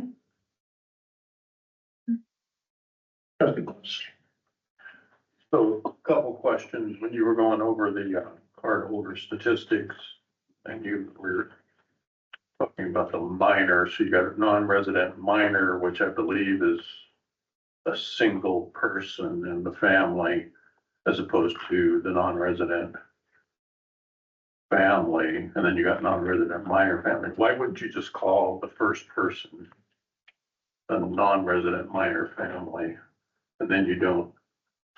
Well, it's If another one comes along, what's the difference in calling the one person or calling the family? So right now, like I said, I think this will change in the future, but right now, those words are the words that the staff at the front desk see in the drop-down menu when they're selecting the status or the code for this person in front of them. So is getting a non-resident card, but no one else in the family is, right? Then that's those 8 examples there. Is the parent will come in, they will have done the thing, but they themselves aren't getting a card. So the only person at that moment in time in the household that is getting the card is the minor. And then what will happen is that if another person from the household comes to the desk or even a different branch, the staff needs to know not to apply the $50 again because that household is already paid.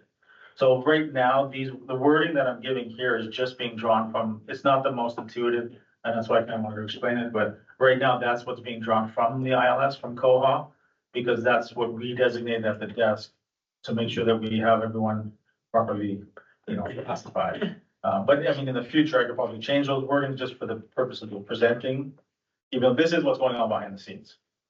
right? Because only one person in the household should pay the $50. It's the household fee, not the number of people in the household. So, so that's why that's happening.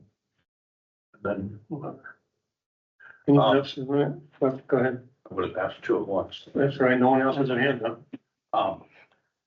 Can you remind me again, I got confused in all of this, but at one point, the ebooks or the e-materials was a concern on our part for minors when it was part of CIN, because I think CIN had ebooks that we thought violated the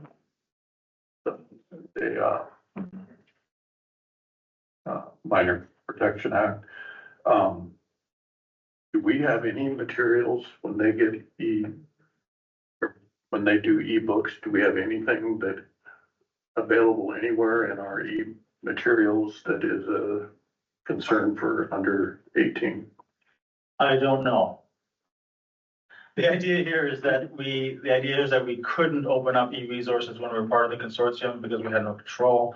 Now that we do have control, right, of our own collection, like we do our books, the goal is obviously to make sure that minors don't have access to anything in there that would be problematic. So even though I think CIN had provisions for this, if a parent, the same piece of paper, which exists for the request for relocation of material, all the principles involved in that, we can apply to the e-resources parent who come in, hey, they found this e-resources, obviously it's not a relocation because it won't get put anywhere physical.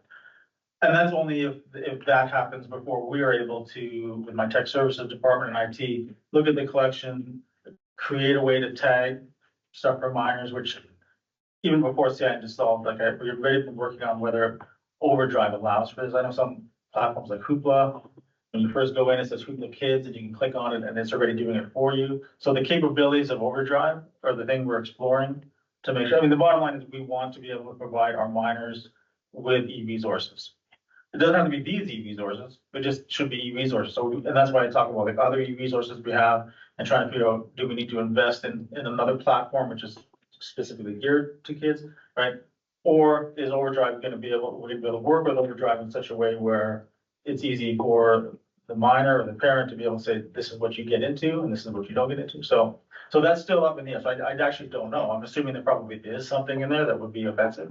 And when that time comes, either the parent's going to beat us to it or we're going to beat them to it. We're very proactive. We're trying to get this done. So it's just like, but to answer the question, no, I have no idea whether currently right now there is or isn't an item in there. I have one not so much a question. I would hope in the long term, when we get circulation statistics, for example, on Overdrive or cardholders, we're looking sometimes at 1 month compared to another month, or maybe 1 year compared to another. In that sense, we're starting where we're not including CIN. I hope we're saving the micro data so that in months from now, we can compare and actually have a chart of sorts or a graph that can show is circulation increasing or decreasing or not. I don't sit here memorizing. I don't save one of your director reports, but I'm sorry to tell you. But so I can't compare what you had in there 3 months ago compared to today. But I think it would be helpful for us to see trends in a longer span. So it's just something I'm doing. And thank you for whoever donated the plants. Here it is, the Post Falls Friends. We have some plants up on the, what do you call it there, architecture and sides. Pillars. That's the answer. I was just gonna say that's the way our reports used to be, was that they would compare to previous checkout periods. But you all outvoted me and you wanted this, so. Oh, sorry. So be happy. Other questions or discussion for the director's report? Seeing none, we're moving on to the Board of Trustee Officers discussion. So as you may know, that the library stole our treasurer from the board. And that was we got notification I did yesterday. So I'm not aware of an outside treasurer to be asked to be installed today or in the immediate future. So statute does allow for us to be a trustee and to be a treasurer at the same time. So I guess I'll ask at this point, is anyone willing to stick their neck out and assume the role of treasurer, whether it's in the short term or long term? It's basically permanent until we know otherwise. So would be a treasurer possible volunteer on the board? Temporary. Well, it's permanent until it's otherwise. Yeah, well. Okay, there's one person volunteering. Anyone else willing to try it? Trustee Bauman is willing to give it a shot as well. And obviously we're gonna have now an assistant business manager who's experienced, a new business manager, and an auditor out there to keep track of the treasurer, who's also keeping track of them. So, anyone else? We have two people that are willing to step up and do the treasurer job. Okay, I guess we have to just vote on it. Unless someone has another suggestion on how to do this. Trustee Robinson. Well, since there's two, and maybe both of them, volunteered thinking nobody else would, does one want to, not volunteer? Do we have a third volunteer? No, Oh, I'm sorry. no. What was your question? I'm sorry. Oh, does one want to back down? Oh, okay. I'll withdraw. I didn't know anyone else would do it. Okay, so, we're left with one person who may win due to popularity here.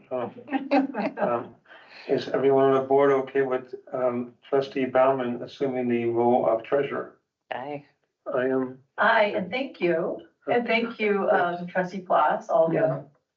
Thank you. Okay, appreciate it. Thank you. So you're double role. You're a trustee now and you're the treasurer. And that leaves us with not a problem, but we don't leave you as a treasurer and a treasurer, I'm sorry, trustee, a treasurer, and be the clerk. Would you be willing, trustee Plus, to take that unless someone else wants to be? I can be a clerk. Yeah, okay. Does anyone else wish to take on the clerk? Okay, let it be noted that trustee Plus is now the board clerk. Vote on it. All those in favor say aye. Aye. Aye. Okay, very good. Adopted, accepted. All right, that was a tough one on here. I wasn't sure how that was going to go. Next, yes, go ahead. Is the plan then to not look for a outside treasurer that's not a board member, or we just go with this? Yeah, discuss. I was just gonna say, I think that the normal way of doing it is just to choose one from the trustees, but it started, after I came on, or Vanessa and I came on. They retained one of their, former trustees as the treasurer. But I think probably most people just do it from the trustees. Okay. And the trustee Bauman, I'm sorry, treasurer Bauman, if at some point you don't like the job, I guess you can let the board know, hey, keep your eye out for a volunteer from outside the board if you want to do the job. Okay, any other questions on that? No? Okay, finish that one. We're now on the policy discussion, financial management policy, item number 14 on the agenda.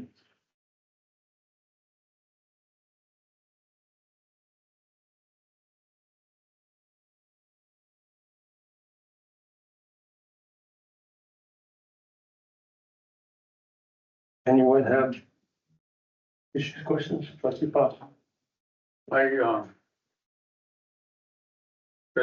Been particularly concerned about the paragraph on page 3, the top paragraph, contracting, and I handed out a sheet last month with my proposed changes. I'd like those to be considered too. I have copies, but I don't know if are we gonna go through this paragraph by paragraph or one? I was hoping to go through it just with the changes and amendments that were noted on, that's all. I'd add that out. Director, yeah, I didn't look at it, sorry, I don't recall seeing it. Director? I just want to say, obviously things change from month to month. So this was presented to remove the CIN stuff. And then it was going to be presented again to have a few more edits, but since that time, the changes in the finance department it wouldn't surprise me if we want to bring this document back after the new business manager gets to be in position for 6 months to, of this. So normally this kind of a policy might be brought and then 3 years later it's reviewed, but in this case, even if you were to approve some of the minor changes that are being presented today, it is very likely this is going to be back on the table within a year. I just wanted the new business manager a chance to, to be able to look at it. So I don't know how much you would want to belabor it or not, but the edits that you're looking at today are very kind of minimal. Current business manager, assistant director and I, just some of the edits to bring it up to speed. But, again, you can do as much as you like with it, but I have a feeling that it'll come back to you within a year, once the new business manager gets a chance to look at it. We did scrub the CIN verbiage, I think, last time. That's right. Yeah, okay. Trustee Osborne. Excuse me. So you want the changes that you made to it approved today, or you would like that, or does it matter if we just wait 6 months or whatever? A lot of the changes on here are kind of just non-feature, taking out administrative team, putting in director and staff, a lot of that, so that can happen today, that's not really a lot of the meat of it. As far as processes within the organization will likely be looked at more carefully by the new business manager, so if that's the nature of trustee process change, then that is those kinds of changes, which will probably come back to you within, 6 months to a year, however the new business manager prioritizes it. So, yeah, the changes that we've made are very just language and practical based. We have a new software platform we use for payroll. So a lot of those changes are just based on that. So I'm fine with it being approved because that's the nature of these changes. And then, like I said, the new business manager might have more substantive financial type wording. So you're not expecting that the changes that are marked on here, the amendments, are necessarily have great potential for change again, meaning Yeah. those changes are probably Yeah, minor consequence. I wouldn't foresee the changes we made here being reworked by the new business manager. It wouldn't be those things. That's close. I can give you the history on this paragraph on contracting. This became very clear when we went to, it was within 2 months of when Trustee Hanley and I took office. We went to pick appoint our new legal counsel, and it was all about this very poorly worded paragraph. The then library director selected her own. So, but for at one point, we were going to have 2 legal counsel. And so this, I actually, before our legal counsel came on board, I got assistance from an attorney. I'm not saying that he's the best one, but these are recommendations from attorney on how to clean this up. And I would like to get it in. I don't think it's urgent now, and I haven't pushed for it. I tried to get it in at the time 2 years ago or over 2 years ago. But basically what it means, or what the changes are, is the state of Idaho delegates to the trustees the financial management, and that isn't said in here. So these things are clarifying that the Board of Trustees has the financial management given to it. And the trustees are designating to the library director certain things in excess of 50,000, they retain for contracting. So that's what these changes are. And this would prevent in the future, this whole thing coming up again where a library director can try to take control and say that they have in charge of our legal counsel. And so I'd like our legal counsel to look it over and see if he agrees or recommends anything different on it. But I think this is crucial that we get this in here because it's very poorly worded the way it is right now. Okay, I think I heard you say you were willing to put this off temporarily, correct? Yeah, because, okay, if that's okay, then I don't Or, That- or we put it in here and the whole thing gets reviewed by the legal, but I just don't want another year or 2 years to go by and not get this fixed. If it needs fixing, I agree that it should be fixed in there. So much short term, but be honest with you, I didn't read through it, so I can't weigh into this at all yet, and I apologize if you gave it out at one meeting. That's the end. I never saw it, so you guys saw this meeting. I didn't run into it. Just so we haven't touched this for 2.5 years, and all of a sudden here it is, here's the opportunity, that's why I brought it up. Would be acceptable to table the changes there, just temper for now, we get back to that. Why don't you keep it on the list? Yeah, I'll put it on our parking lot, Every yes, year. I'd be happy to. Yeah. All right. So, trustee Allison, Had two hopefully quick items on page 2, line 72. It says will be conservatively projected based on. which line? 72. I'm fine. I will be conservatively projected based on history, current trends. I don't know if there's supposed to be an and in there or a comma after the word history. Oh, I caught that same one. I put a note, historical/current trends as a suggestion. I don't know, it's not in there. I caught the same little, it looks like a mistake. I don't know. It should be a comma. It's from past history, current trends. And it's further on in the same. Yeah, comment. And I need somebody to tell me what. It's a series, so that's the first. Yeah. It's history, current trends, facility equipment priorities, and This one. It's a list. That color makes a big difference. When you Yeah, find these out. it's a list. It's a history. It's the first on the list. Asked if everyone's in agreement. Is everyone agreeing with that change? Yeah. That was from line 72. It'd be just adding a comma after the word history. Very good. No objections. Okay, that one's there. Trustee Allison. Trustee Robinson. I'm sorry. Yes. Oh, no big deal. I just have a quick one too on line 279. I'm just wondering why employee files was, deleted.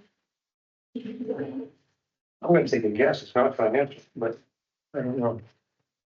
I'm sorry, what was the line item again? 279.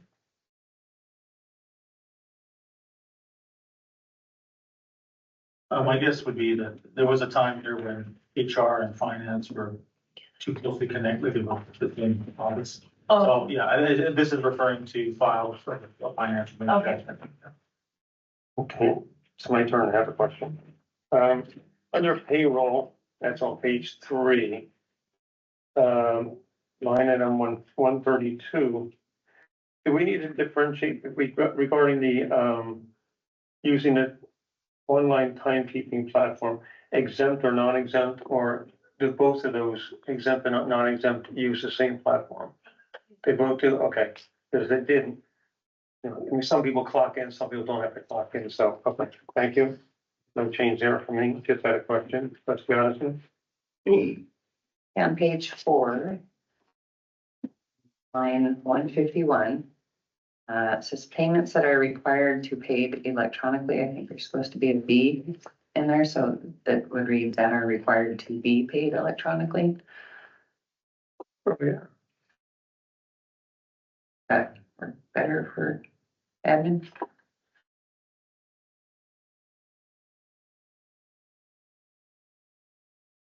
everyone in agreement with adding the word, let me see, what line was that again? 151. 151. So B payment exceptions to this policy will be payments that are required to be paid electronically. Is that correct?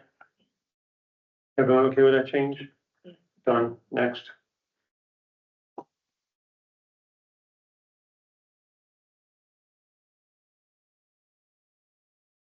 I have a question. Okay.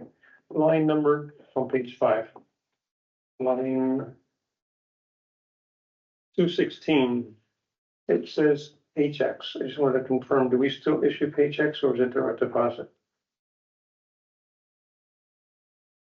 We do, I mean, it is both. It's that, It'll be on- that's okay. Just make sure it wasn't just an obsolete term.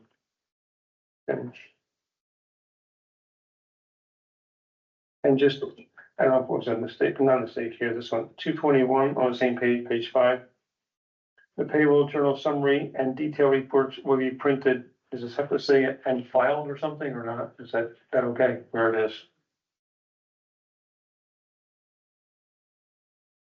I can live with it, I don't care either way, but if they're printing a payroll journal summary out.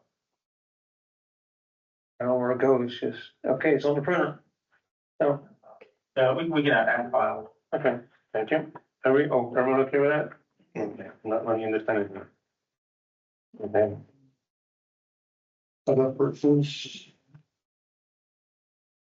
I only have one other small one, it's probably, on the last page, page 7, line 278. It says only authorized staff will be allowed access to district document files. Should that be district financial document files? I don't know. This is the financial policy, financial management policy. So just wanted that should be district financial document files. I'm not obsessed with it, but if it's more accurate and you think it belongs, fine. That was again, page 7. Which number? Number 278. Just curious, you want to say district financial document files. Is that better? That's okay. Everyone okay with that change? Okay. Anyone else have changes to this document? It's us. I was just gonna ask back on, page 5, payroll 202. We changed it from timekeeping software to timekeeping platform. Is that the name of what we're using, or why are we saying platform? Because it is software, isn't it? Yes. There is a specific name, it's called iSolved, but, I don't think it's good practice to use specific terms in case we change software. And it is a platform because it has timekeeping, onboarding, HR, and all sorts of other things rolled into it versus just a clock in, clock out.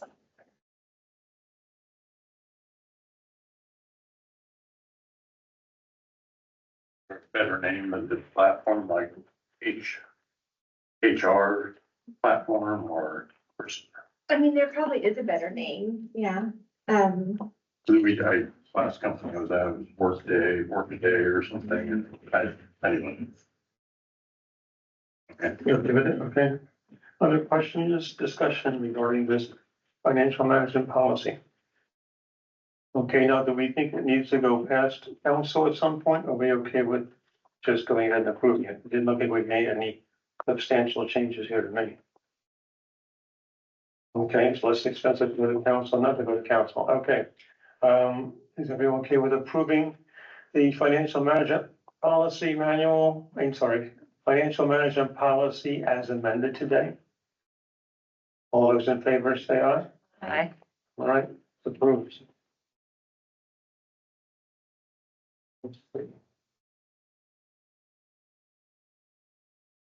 Any closer? Item number 15 on the agenda.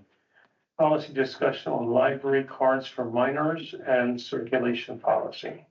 The director wants to respond to that. Yeah, I think the purpose of this is to have the board decide whether they want to abolish or supersede the library card for minor policies, policy and light of circulation policy. So it's not the first time we talked about this, but we kind of tabled it until now. So we have 2 policies. One is the library cards for minors policy, and one is the circulation policy. The previous meeting, I showed you kind of a sheet which showed that only a few things aren't included. There's a preamble, basically is the only thing not included in the circulation policy. So that's one piece of this agenda item. The other piece is there's a slight revisions to the circulation policy. So those are kind of 2 things. One is there are some slight revisions, the green versus the red stripe views. And then the question of whether we simply do away with the library card for minor policy and keep the cert policy. And just as far as the changes on the cert policy, I just moved the parent or legal guardian signature to the top of that paragraph to make it a little more clear. And then I added a phrase in the school courtesy card on line 3738, which basically says a non-resident parent, legal guardian of a minor child attending a school. And the part I added, or registered with a homeschool agency located in the community library network, taxing district being registered. So I added a little piece about homeschooling in there. And then other than that, just a question of whether we can get rid of one of the policies for redundancy. That's big plus. I think it's fine to consolidate, but, so the one on the minor's card policy doesn't say anything about school courtesy cards, I guess. Is the school courtesy card something new? No, You're at- no, it was Is just that that in there? no, it's just that the we didn't have a circulation policy because we all shared CIN circulation policy. So we had to create one. And one of the key parts of circulation policy is the card types. So everything that we talk about on the library card for minor policy, which we created earlier, when we needed something distinct, we don't really need it now because it's contained in the circulation policy. So, but the school courtesy card, I mean, theoretically existed within CIN's context, especially down at Pinehurst, where we have a school in Pinehurst with a lot of students coming from outside of our taxing district portion of Shoshone, right? So that's kind of, it always existed in theory or in practice, but not necessarily on a cert policy because we didn't have one. So I guess on the school courtesy card, my question is, I don't know what a homeschool agency is and where it would be located. I know of homeschool, it's homeschools that serve people all across the country. Yeah, so If that homeschooling address, that business, it's basically a business doing homeschool, but it's located in community library network. And somebody lives in Washington, someplace, they can come over here and get a card. I don't know what it is. yeah, so basically there was a lot of feedback when the distribution occurred regarding homeschoolers. And so the idea here is that, it's basically the exact same principle as a brick and mortar school, right? So, if the agency with which the student is registered exists within the district, but they live in another part of the state or whatever, then they're gonna get the courtesy card the same way a Pinehurst school student gets the courtesy card from going to the building, right? So, I mean, I know there are some, like, Lady Victory Schools located in Post Falls, they run, it's a brick and mortar location where you can get curriculum, right, to your homeschooling. There's other ones, North Idaho Sudford Co-op and Apple, Calvary Bathroom Homeschool, and the North Idaho Homeschooling Education in Hayden. So there, if the person is registered, and they, again, same principle, they would show their enrollment, and they would be privy, or they'd be allowed to have a courtesy card. There's a lot of homeschoolers who don't, can't show that they're registered in a brick and mortar agency in the district, and they've also been wanting to get courtesy card. To me, that's not a principle that makes any sense, because I'm trying to piggyback this off of the standard brick and mortar school. So, but I did reach out, and I've homeschooled my own children for many, many years, and I know that most homeschooling agencies will reimburse, a parent for their resources and stuff. So I did reach out because there's a group called HomeEd 360, which is out of Boise. And then probably lots of students involved in it that live in our district, but the brick and mortar location of the agency is in Boise. So they wouldn't have the ability to get the school courtesy card, but it's $50. And I know that it's $1,900 per student, right, that they will reimburse. Like, I've done this myself many times. So, and I just wanted to verify with them, I got a response from them verifying it, that if someone was to send a receipt for $50 for a non-resident library card, this organization, HomeEd 360, would reimburse that. So people who will, I guess, worried, it would be that homeschooling family that is not associated with anything, that doesn't have any reimbursement abilities, doesn't have any kind of funding, right? But I just want to make sure that we have the back of homeschoolers, we're very interested in supporting them. I think that most homeschooling organizations in the state or even in the nation will reimburse a $50 non-resident card fee, right? And so it will be something that the parents just have to decide, they can spend $500 on textbooks, they can spend $50 on a library card, right? It's just one of the things that they would decide. So, but I wanted to make a distinction for actual homeschooling agencies within the district, right, that actually have a brick and mortar location, have enrollment, and they can get a courtesy card. That's why I added the line. Is agency the right word, I guess, is what I. I mean- I haven't heard. Organization? Yeah, it would just depend. I mean, yeah, it would be, so. Agency makes a little bit, it sounds a little bit more official, because if you call it organization, the question would be whether a whole bunch of homeschoolers who show up in the parish hall to get together, and the parish exists is that an organization? I guess the bottom line is they need to show enrollment, right? So that would be the key part of it, that they would need to show enrollment. I'm not sure if that organization or group getting together can prove enrollment the way that another organization would prove enrollment. I'm not sure, I mean, I would be happy to give it to anyone and everyone that homeschools that's associated with our district. It's that area, the gray area of, I say agency because it sounds more like a corporate, like a physical group that has a company that runs a homeschooling, group versus a co-op, right, of moms or dads who get together to all help teach science at a hall in district. I see the distinction. I'm seeing a distinction there, so. But again, I'd be happy to stretch the definition of agency to include, because even this list I mentioned, I actually don't know. I know, Our Lady of Victory. It's a business. It's a business, yeah, it's a business that runs homeschooling thing, but I don't know whether the Calvary Bathroom Homeschool Co-op is of the same structural status. That makes sense, so I just don't know. I'm giving the benefit of the doubt that if it can be as legitimate as possible as a homeschool organization within the district boundary and can show enrollment, then that person just come into the desk looking for a courtesy card and they say, where do you go to school? I go to school with the North Idaho Homeschooling Education Association, right? It's in Hayden. I go to school with North Idaho Sudbury Co-op. It's in Athol. If they can show that, then to me, that's sufficient evidence of enrollment. So whether agency is the right word, I don't know, but that's my meaning, that's my purpose there, so. Trustee Harrison.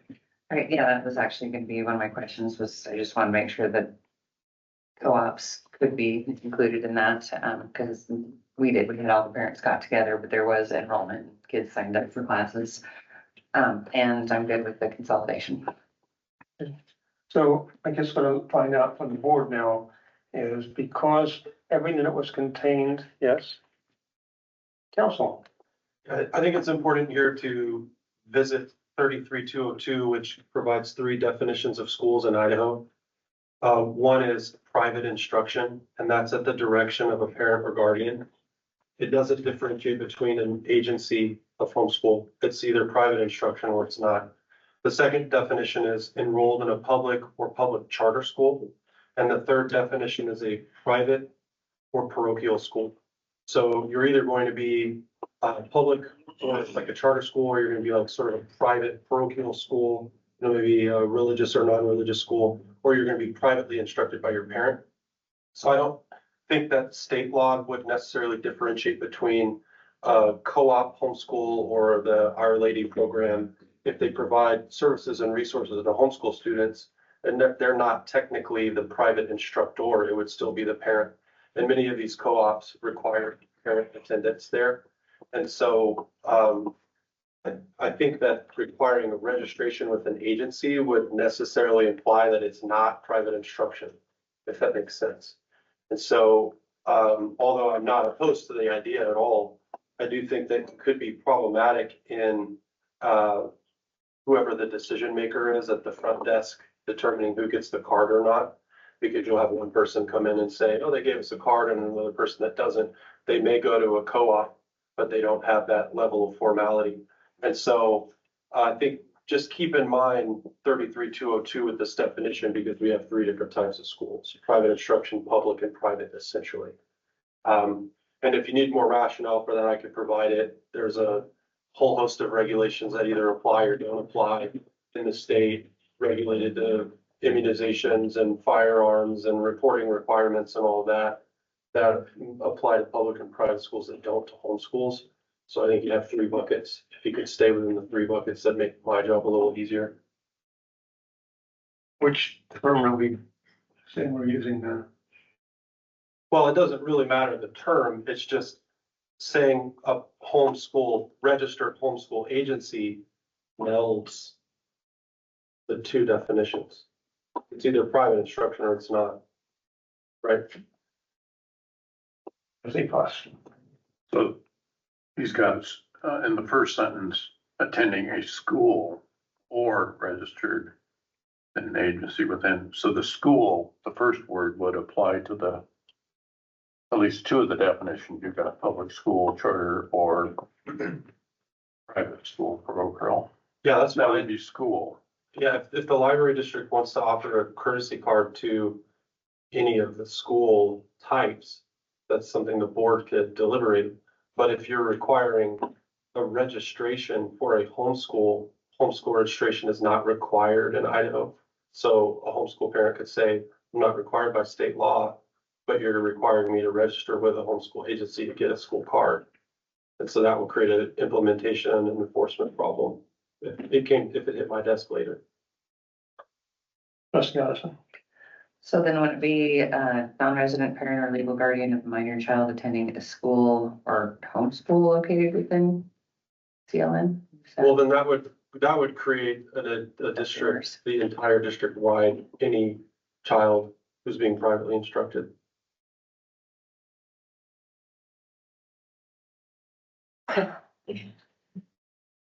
Trustee Robbins. So if somebody's homeschooling and they're already within the district, it doesn't matter. They're getting a card. Yeah. And if they're out of the district and they're not in a brick and mortar, which is in the district, then they have to pay. So I don't see what the issue is. And if it's a place where they have to pay, and get reimbursed, then they get reimbursed. And if they don't, they don't. So maybe it's not clear to me what council's trying to say. The difficulty seems to be whether or not we can enforce the registration side of it. Because in order for the school child to get the courtesy card, they have to prove something. They have to prove enrollment. How does one in the state of Idaho prove private education? You're not required to. You just have to instruct students from 7 to 16 in the usual subjects at the public school. So do we do something wrong by asking for proof of enrollment in a brick and mortar school? Well, this is tied to the Community Library Network's taxing district, right? So if we're talking about outside the district, I mean, they're already gonna get a card, right? No, we're talking about students. So the school example is a student who lives, let's say, I don't know, Wallace, let's say, where they're not in our district, but they go to school at the school in Pinehurst, which is like right next to our library. So they go to school in our district, but they don't live in our district. Hence the courtesy card. If they homeschool and live in our district, it's not irrelevant. So they homeschool outside of our district, but they're registered with a brick and mortar homeschooling company, for lack of a better term, agency, company, institution, organization. It's a homeschooling company which exists in the district, which they're registered with. So to me, I don't see any difference between, oh, Johnny, could you please show me your enrollment at Pinehurst Elementary? Or, hey, Johnny, can you show me your enrollment at Our Lady of Victory?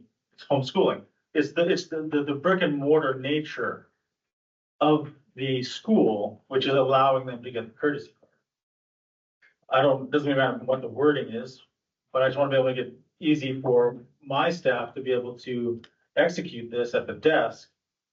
And they do that by seeing the enrollment or the student card for a regular school, charter school, right? So I guess maybe we're creating an obstacle to a homeschooler outside of the district who goes to a cooperative meeting of parents in a brick and mortar church in the district, but doesn't provide any kind of enrollment proof.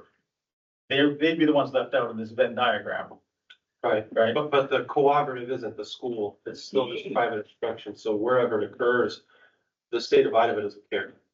It's private instruction, you could teach in a new city every day if you want to. And so Our Lady provides support to homeschool parents. Like, the other one that's popular is Classical Conversations, they're a franchise, a nationwide franchise, and you license stuff from them. You can switch where you go, and co-ops, you could change school districts, you know. And so a parent could live anywhere, not even in the state, and contract there. I don't have any objection to that person who is meeting and homeschooling in Idaho, wherever it is, getting a library card. It's just there's no real such thing as a homeschool organization, a homeschool agency, a homeschool school. It's private instruction, and if it's not that, then it's a public or a private school.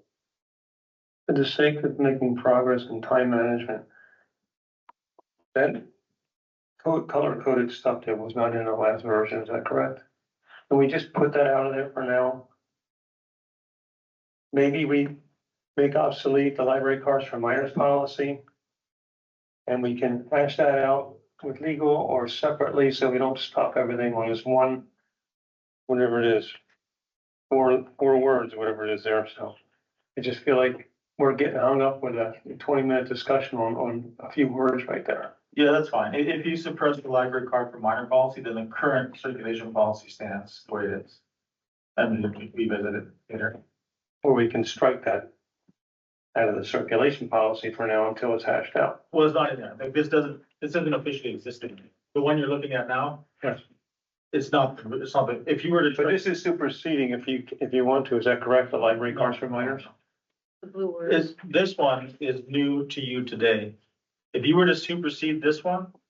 Yeah. And not do anything about this one, then the one you approved a month ago would be the one that stands. So you don't have to do anything with the cert policy today. You could simply rescind, or whatever the term is, the library card for minor policy, then that's it, done deal. And then later, after I talk with council, or we can figure out, we can bring back a better version that ties in the homeschool thing. We do have a circulation policy. We approved it last month, yes. That's fine. And so I guess the big chunk is because that contains everything except for the preamble in this library cards for minor policy. Are we trying to make obsolete and cancel and supersede this? Okay. So does anyone have an objection to canceling, I'll call it there, the library cards for minors policy? Is everyone okay with us deleting that because that information is already in the circulation policy? Yes? Yes. Okay, we have Yes. unanimous for you. I can't say it, but it's unanimous. We agree that is canceled. So the library cards for minor policy is hereby canceled.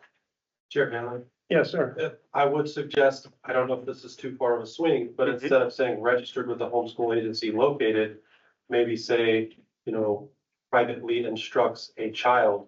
I don't know if that swings too far, not giving the library, you know, the ability to inquire if the child's privately instructed here, but that would allow any homeschool child that meets within the district of the community library district to get the school card.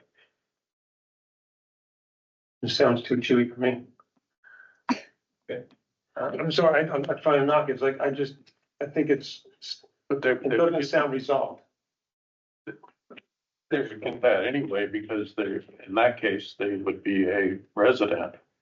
Not necessarily. Oh, you mean if they came to the parish hall or to some place and got instructed in this area? Well, again, there's two things happening here. I think you guys just voted to rescind the library card minor, so that's fine. Yeah, which is great. If we want to continue discussing the other one, we can, but I'm fine just holding off, talking to legal, trying to get better wording for the homeschooling thing, and bring it back at another time. The circulation policy that we currently have is new, it's perfectly fine. It's just that one piece we gotta look at, and you can look at it later. Trustee Plus. On the second sheet of the circulation policy, I did not realize we cardholders could have up to 100 holds at a time. Is that something new? But that seems, I mean, if you get 100 people doing 100 holds, that's 10,000 things held. Do we want to put that off with the next edit on this? I think that's, but, oh, I agree. I have one or two other questions too, because And I also find it amazing you can check out an unlimited number of books, unlimited. That seems even more bizarre to me, but if we're gonna put this off till next month, I think we could just right, table this particular. that's fine. Policy. My other thing was you are a chairman, not a chairperson. The bylaws call the office chairman. There is no chairperson. We had to change our bylaws. We'll look at that, we'll look at that next month and go back to this policy, okay? Moving right along, what's next here? Okay, we're going to executive session.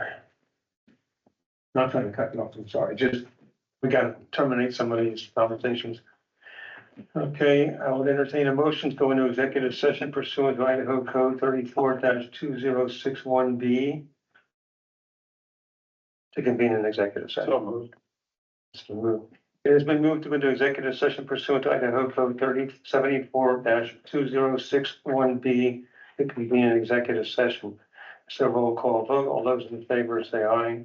Roll call. Oh, I'm sorry. Yeah, you're right. It's a roll call vote. Trustee Robinson, Aye. trustee Bauman, Aye. trustee Addison. Aye. I got your name right. Trustee Traplas Aye. and trustee Hanley, aye. It's unanimous. Now go into executive session.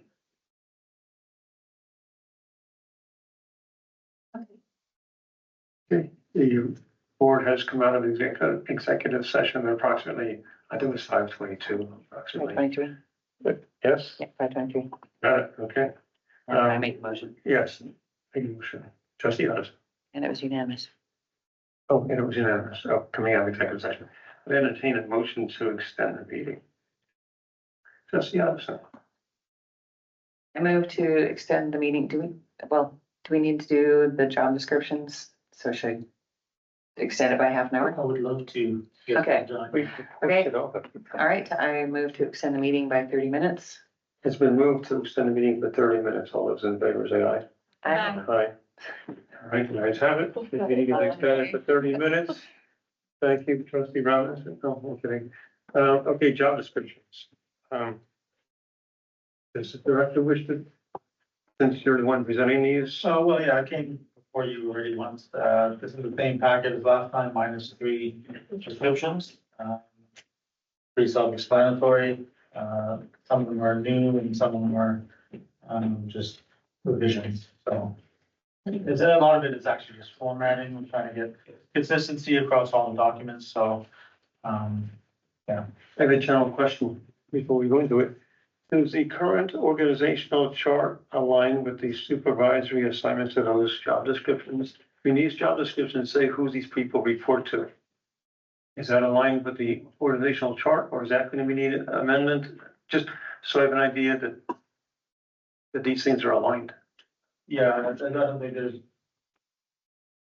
any of these ones that will affect the chart. Very good.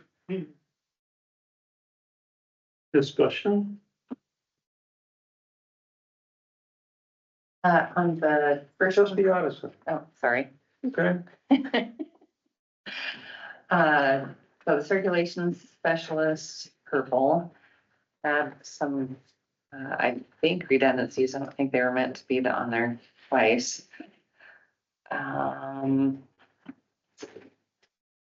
Line 88 is redundant with line 103. Line 89 is redundant with line 104.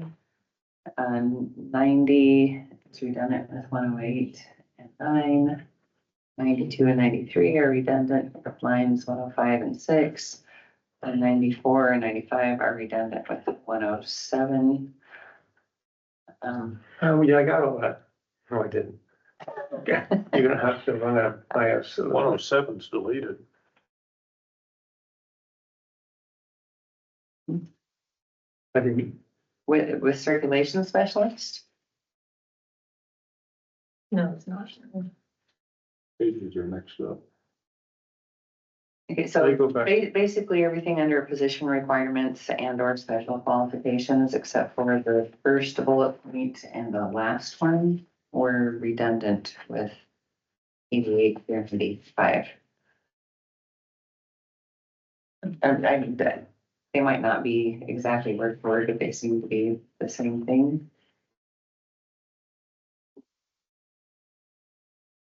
So we're on page 3, is that correct? And I didn't Okay, so, catch exactly what, because we done it with what, because you had to do like 10 lines. okay, so sorry, lines 88 through 95 are also contained in lines 103 through 109. My brackets. I must have them mixed up somehow. They are mixed up because they're back to back. I know, but I see all of 102 through 117 lined out. Mine are white. I'm sorry. My 88 through 95 are not the same as my 103 through 109. I've got 2 pages that start Oh, with there's, 77. but there's, you're on circulation specialist. Sam, I think you're on information technology manager. The copying was tricky because I was looking at these things and anyway, with the back to back, some of the Well, they both decisions with the next start on one. page 70, Yeah. or line 77. I've got 3 of them that start on line 77 on the second page. I don't know which one is which.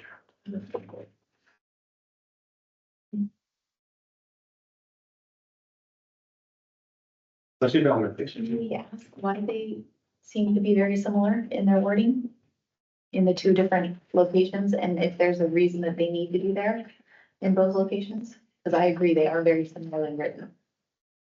But maybe the director and or assistant director has a reason for that. Only in 2 different sections of the job description, because I think they give this job description, you know, to the employee and out. Looks like they're all going to solve things there. Yeah.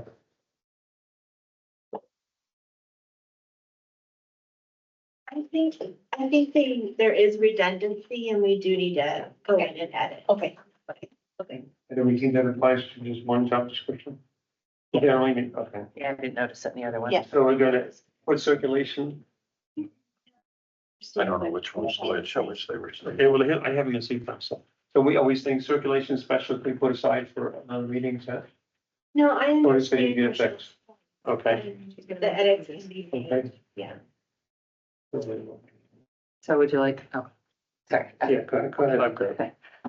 So which ones should we remove? The 88 through 95 or the 103 through 109? I mean, not that redundancy is always a bad thing, but one is saying your ability to do something is very subjective. And the other is saying a requirement for the job, Yeah. which is objective. So arguably, if we weren't worried about how many piece of paper it took, the redundancy could exist because one is saying, you know, the person looks at it and says, I have the ability to do this. But the smaller section is actually talking about requirements for the position. So I'm fine either way. But it actually, this will come up probably in other places because they're all structured the same way with what we think this job description is built, what the ability of the person is. And then acceptable training, position requirements. But yeah, they're obviously redundant, but they're not redundant within the same section. Yeah, that doesn't Okay. make sense. Fine, either way. So we're leaving it alone? Yeah. Okay. Trustee Plus. So let's try and stay on one at a time if you don't mind. Yeah, We we're go jumping, through these, we're because I jumping don't all wanna- around. I don't want to hop. We're right now finishing up. Well, I wanted to do IT manager, but, Okay, we're on circulation specialist. That's the first. I don't know which second page of the circulation, but every one of them. I've got a little, the same comment on, performance aptitude. I don't know which one is page 3, line 103. But we want people to be able to pick up a tote box, such as one, these boxes that the courier's delivering. If we do, what's the average weight? But I don't like saying moderate weight, so you need to pick up one of those boxes, flip it down for the weight. Saying moderate weight is. Yeah, I have seen in the past an exact number, that's what you consider moderate and what someone else does. Anyway, It's very, every one of them have that. I've got issues with, circulation specialist on the first page. that's where we are right now, that we're on circulate. Well, line 12, I don't know what a reader's advisory is. Is this consultation to patrons? Anyway, I don't know what a reader's advisory is. I don't know if anyone does. I didn't either. Yeah, then I blew it off on like line some 7, technical word. on line 7, all throughout these, we're mixing up the terms, community members. They're patrons. I don't think we have members. We're not a club of taxpayers. So they're patrons that come in. I think all the word members should be taken out, put patrons.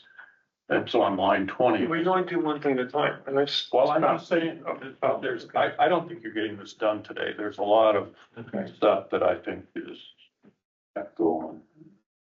That's okay. I don't think we want to go through it line by line, but if your first concern was line 12, reader's advisory, is that a technical thing? Is that correct? If it is, I looked at, I didn't know what it was. It's not well good. It's technical. I'll let you deal with it. So. Yeah, reader's advisory is a term that we use in the profession for when someone at the desk helps another person find their next book. Okay, so you okay with that, trustee Plus? Okay, what's your next line of concern? We gotta move this along. Yeah. Well, I'm just saying, I've got a lot, line 7, I don't think it should be members, it should be patrons instead of community members, and line 20, it should be patrons. Yeah. So we can change all instances of members Okay, to patrons. we'll do a global change. The patron, I like patrons better. Is the rest of the board more comfortable with patrons? Yeah. A couple months ago. Yeah. Somewhere we did that, I remember that, okay. Okay, so we're making that change, okay? Any other changes to page 1 of the circulation specials? No, okay, we go to page 2. I had one little stumble on, only two things on that page. Line 47, may perform duties of staff member in charge as assigned. I can't read that sentence, I don't understand it. May perform duties of staff member in charge as assigned. I'm thinking maybe it's supposed to say may perform duties assigned by staff member in charge. If that's what it means, I can't. I don't process that bullet on number 47 properly. Is it? Staff member in charge is a single, you could put hyphen between them if that makes you, staff member in charge. May perform duties of staff member in charge as assigned. Okay. So it I'll would live with that. be, may perform duties of the supervisor as assigned. The staff member in charge is the Okay. noun, I guess. But what it should be is duties assigned by staff member in charge. I would think that would make sense. Well, no, because what it's saying is that Is it cheap? they may perform so basically you're a circulation desk person, but the supervisor is not there that day. And one of their jobs is to lock up or close. They may be assigned to do the job of the staff member in charge. Which changes? We can can, change. yeah. Okay. Right. Right. Yes, your turn. Trustee Anderson.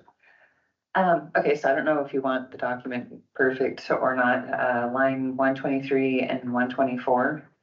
124. Oh, wait, I'm sorry. Can we finish page, we're on page 2. Sorry. All right, I just want to kind of stay in sequence. And I have only one other thing on page 2. I think I wanted to comment, so. Line on 58, standard office equipment, including a personal computer, comma, using program applications. You can just need a comma there, just. Yeah, it's not a sentence, it's a bullet, but it would make more sense to me. Where it says standard office equipment, this is to do with knowledge of, so it's knowledge of. Standard office equipment, including a personal computer, comma, using program applications appropriate to assign duties, comma, which is there. Is that okay with adding a comma? Does that make sense? We'll do with that? They're supposed to be on that. Depends on what the it sentence means, I guess. reads better to me with the comma. You like that with comma? Yeah, it's 2. But it's Knowledge of standard office equipment, including a personal computer using program applications appropriate Oh. to Yeah, some it's- students. Okay. Because it's So should it be standard off? So it probably should be knowledge of standard, using, I guess, standard office equipment, including okay. I'm fine with it. I'm not gonna change it. Is it okay with the way it is? Yeah. Good, okay. Does anybody else have anything else on page 2? Good, page 3. What does page 3 look like? Page 3 looks like this. Begins with 77. I've got 3 pages that say page 3 that begin It looks like this. 77. It looks like this. Wide variety of duties and responsibilities with accuracy. Yes. It shows performance activities at the bottom. That's it there. Okay, page 3. No one has any input on page 3? Okay, good, moving along, page 4. Trustee Addison. Okay, so lines 123 and 124. 124 should be moved up.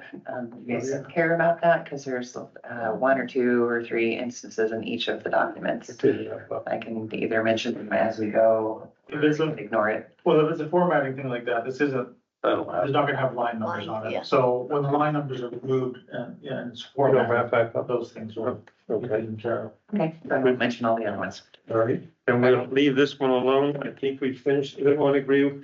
I don't like the moderate weight, but Is that in this one? yeah, it's up on 160. We can add back the 25 to 50 range, which if you want, if you look at the strike through, Yeah. it said Yeah. it qualified the moderate weight or qualified the weight. So we'll add back the qualifier. What is the job? Does it need to be picking Yeah. up those total boxes? Yeah, I mean, the courier does that all day, but the cert person will deal with those as Are well. they, is that 25 to 50 pounds? Yeah, Okay, then I'd like to leave it there. yeah, we'll put it back in. Any other changes? So circulation specialist is approved by the board, is that correct? Okay, as amended. Very good. Next, information technology IT manager. It looks like this. I know that. but That's okay, well, Again, I We'll got, get there when we turn them, I guess, okay? I have no changes on page 1. Good, trustee Anderson. Oh, I think I had your hand up. Yeah. Everyone okay with page 1? Yes.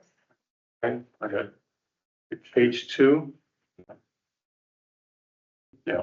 so we want going twice, okay, everybody likes page No, 2. I said I got, I'm sorry. You got something, so, so 40. Like to add IP filtering software in here under coding.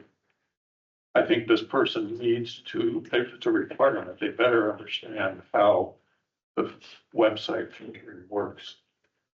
what is the exact edit, please? We don't need a long description, what do you want to change, what do you want to add? IP, capital I, capital P for Internet Protocol, filtering software. Maybe somebody can think of Oh, that. that's a new add to this. It's in to add after the word coding before it. Does that work with count, with? Yes, that does have a comma after it. Can you give it to me one more, like, when you? IP after the word coding, comma. Yeah, IP, capital I, capital P, Mhm. and then filtering software, comma.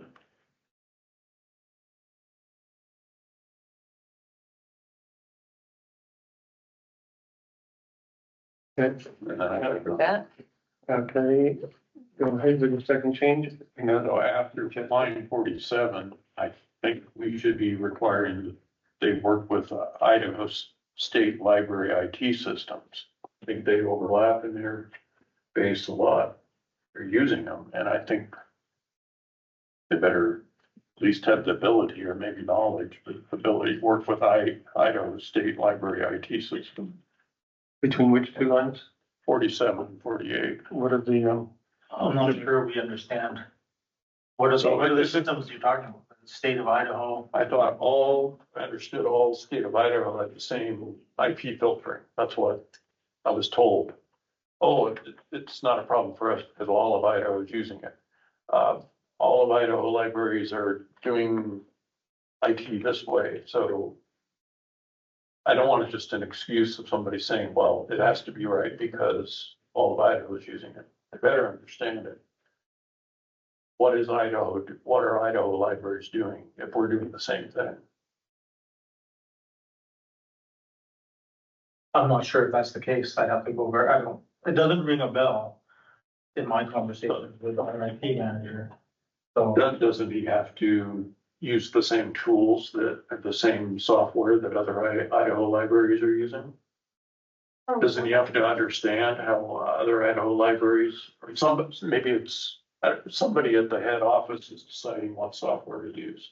no, I mean, software is quite a broad term, so we have an ILS, which only we're using.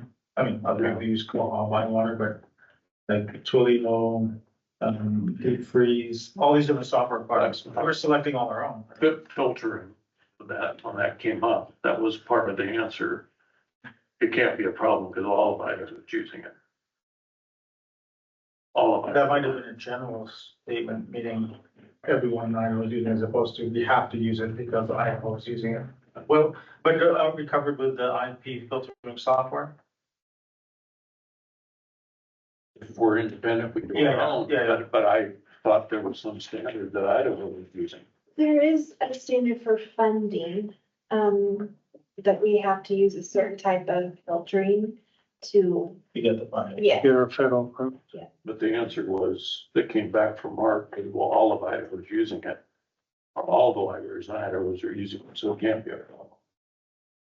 That's what I heard. Yeah, That I'm means. guessing that's an anecdotal, like that's a statement he's making to answer a specific question. In this case, I think what we're looking at is that for the computer policy, it says we have to review it every year because of that, the funding that's involved with it. So, but I don't have the impression that we are bound to use a specific software. So what I'm getting at is, does this person have to work with other IT libraries or the head IT person for Idaho libraries? I don't think so. Okay. I could drop it. Okay, I understand it's been dropped. Any other discussion on page 2? Okay, you see anybody with their hand up? So that's page 2 of the IT manager job. We're now on page 3, if you need to see what that looks like. Again, the only reason is I kept mine in sequence carefully because I didn't get fixed up myself. Says business purposes required at the top. Okay, I have no notations for changes on page 3. Anyone else? Trustee Plus? Same thing about moderate weight versus 50 pounds. Critical will change. We'll change it. Okay, We'll change it. and then line 88, I don't know what machinery tools. I mean, we're talking about machine shop or drills or anyway. If somebody doesn't know how to do welding, are they not going to be qualified or? I don't know what this meant. Maybe putting up a rack in a server room or something like that, is that? Well, I don't know. For the 3D printer? What is meant by machinery and tools? What if this is who we're gonna hire to do this? So I think that segment will be found in all the performance and aptitude sections. So what machinery means to the IT person is different than what machinery means to facilities. Machinery, if it's not my job description, machinery will mean something different to me. So I'm sure there is something that could be defined as machinery in the IT world. I'm not sure what that would be, but I'm sure there is something that is machinery. So that's all it's saying.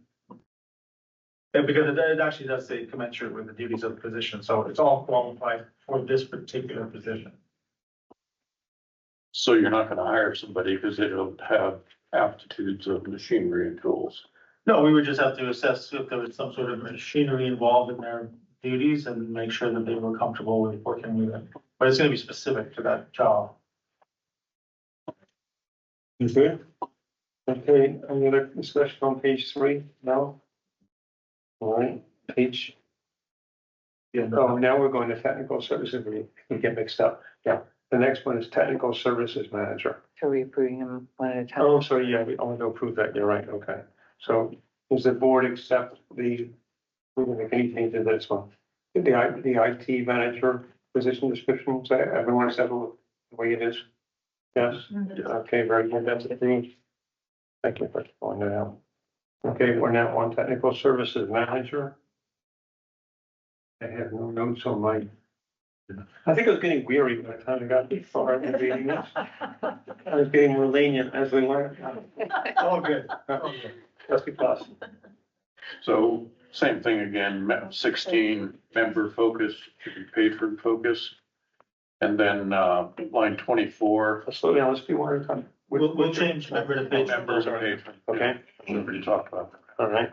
Line 24, why does this position get to suggest purchase to collection manager while adhering? Can't anybody select, or is this an appointed person that's an assistant to the collection development manager? I don't know why that's even in there. It seems like anyone could suggest a.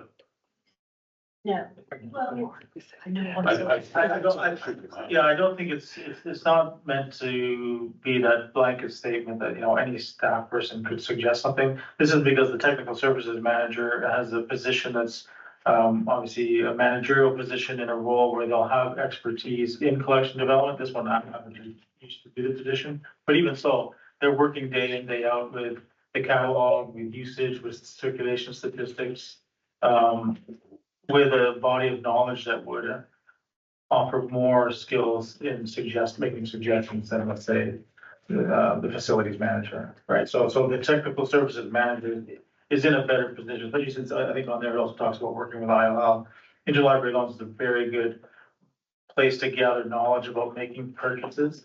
So they're in a special position to give that extra nod that they can suggest materials to the collection development, but it's all within the parameters of the policy and everything, so. So that's my question. Is this an expectation of the job that they make recommendations? It's an example of the work. The heading is example of work, so they can do it. Okay, They could do it. If they did it, we would respect that and move forward with it. okay. Other comments, questions regarding the first page? From technical services management, doing nothing, we're now on page 3. How'd that happen? It's two. Okay, now I got mixed up. Page 2, maybe that's this one here. The top is 39 and the bottom is 76. Got it. Okay, it's kind of funky. Okay, where is page 2? That looks like this, I'm understanding. So it starts with attendance trainings and workshops. That would be number 39 at the top. Yeah, that's the way it's copied. I have technical services manager on the front, the very first Yes. page. The back of it is page 3. So anyway, I'll jump off to page 2. It's just the way they were copied. It's actually the technical services manager is the verso Yeah. of the front of the page, which is the last page of the other. Yeah. If you just flip them over, Yeah. just if you put on the table, you just. Ah, that's the, yeah.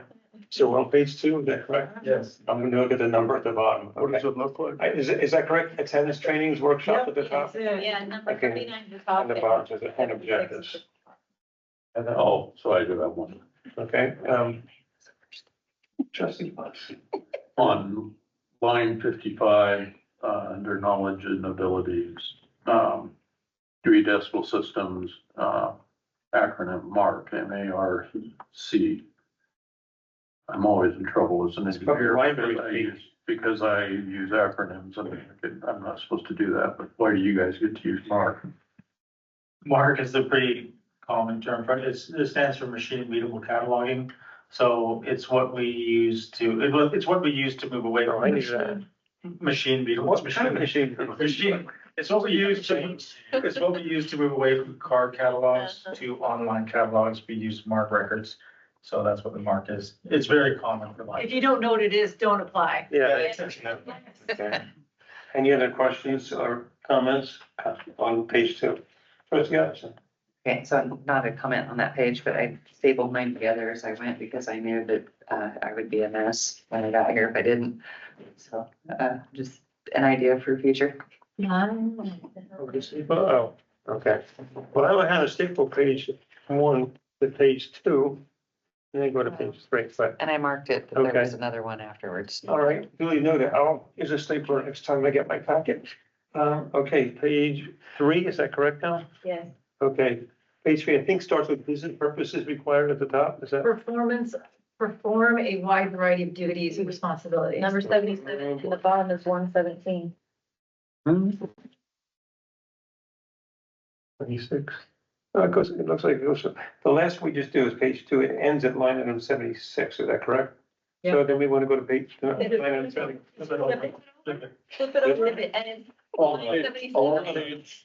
Okay, yeah, you're right. I put Okay. the other one I got it. down.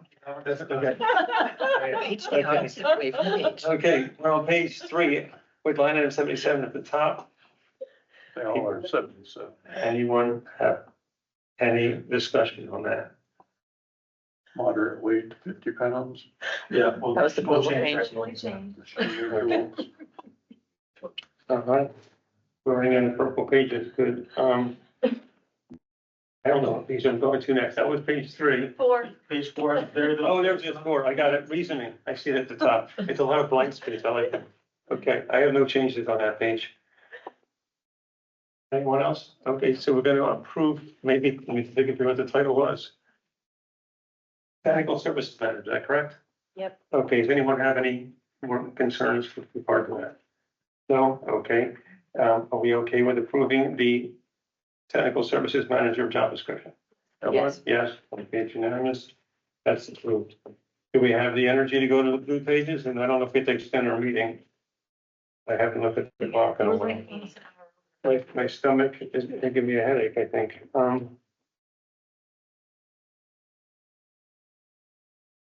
We know what time we set the meeting for 30 minutes before? I don't know where that was. 30 Like after. right about now. 24. At 24? Oh, so we're basically there at 30 minutes. Yes, we're Okay.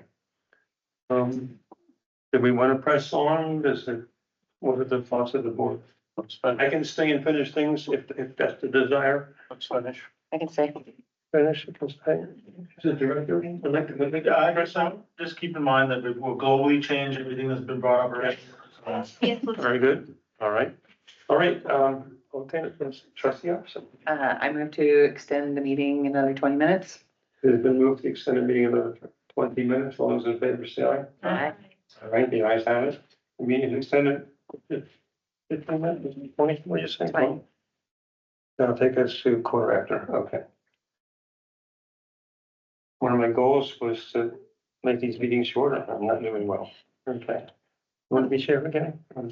Okay, on the blue pages, Communications and Marketing Manager. Oh, we don't like acronyms, good. I'll jump down the line on 29. What the heck is an SEO? search engine optimization. What is it? Search engine optimization. Oh, really? Yeah. Search engine optimization. Sounds like you're Okay, okay, I have no changes. Anyone? No? That'd be possible. So page 2, Oh, we're on page 2 now. Page 12. Okay. All right, after 62, I would like to add another bullet, board meeting, administration of media press accommodations. I think this person, the position is the one that sets up the chairs for the media. We have contention about who the media is, resolves it. Anyway, accommodates the media and the press. Is that true? is that in there already? She's right there now. All right, is that contained? If I can't process that, is that already here somewhere? I didn't see it anyplace. Okay, could you repeat, please, what exactly, this is after line 62, Well, it just, Is it yeah, become- at the end of one more bullet. at the end of other duties and responsibilities? Responsibility. And could you repeat what you would like it to say? Board meeting, administration of media and press accommodations. I don't know, some wording. Well, you have to give me the wording, I can't make it up. You give me. Board meeting, administration of media and press accommodations.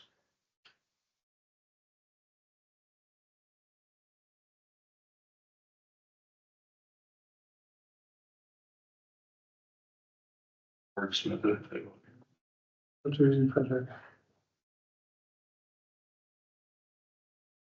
Does staff have a suggested wording for that?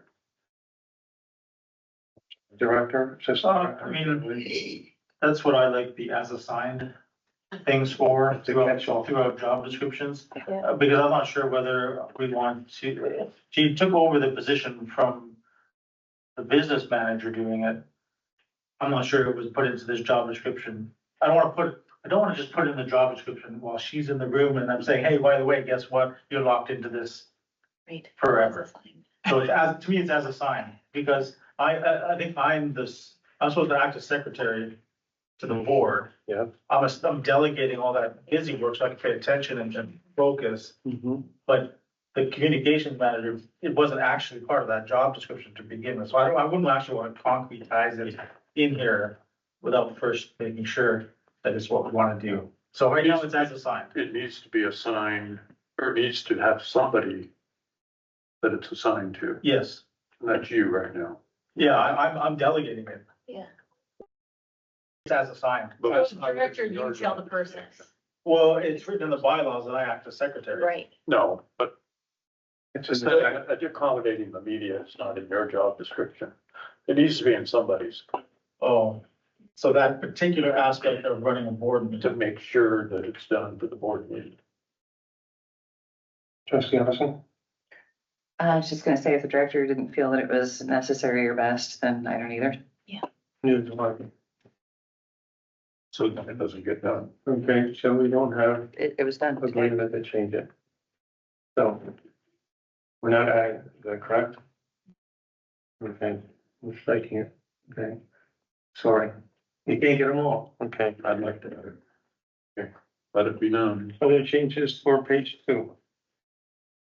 Okay, moving on to page 3 of the blue sheets for the communications and marketing manager.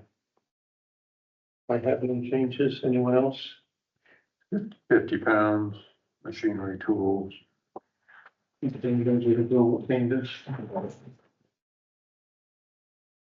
Okay, nothing, very good. Page 4. So it comes up at line 117. I have no changes. Anyone else? No, this is getting easier. Is the board okay with approving the communications and marketing manager position description? All those in Yes. favor, yes, okay, it's approved. We're now on to library supervisor 1. There's no changes at all. Any changes at page 1? With plus. Oh, sorry. Well, go ahead. I'd like to catch you too.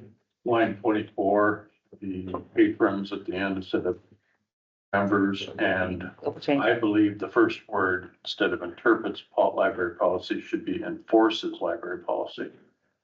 To me, this is where the buck stops. This is the librarian supervisor in charge of a library, and they need to enforce library policies in their library.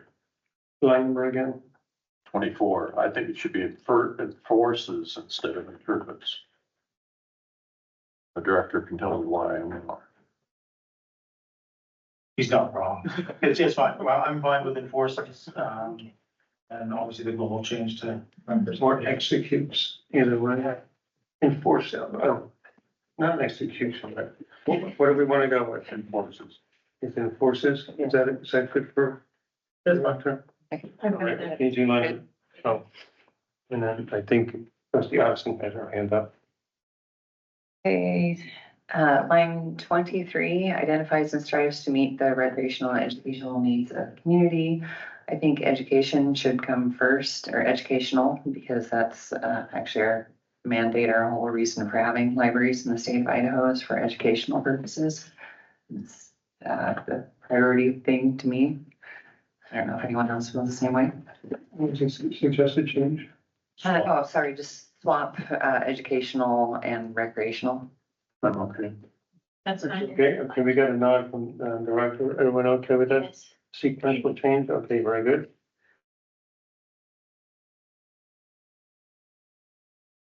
Other 37, 37, 38 is 37, trustee Clark? patrons.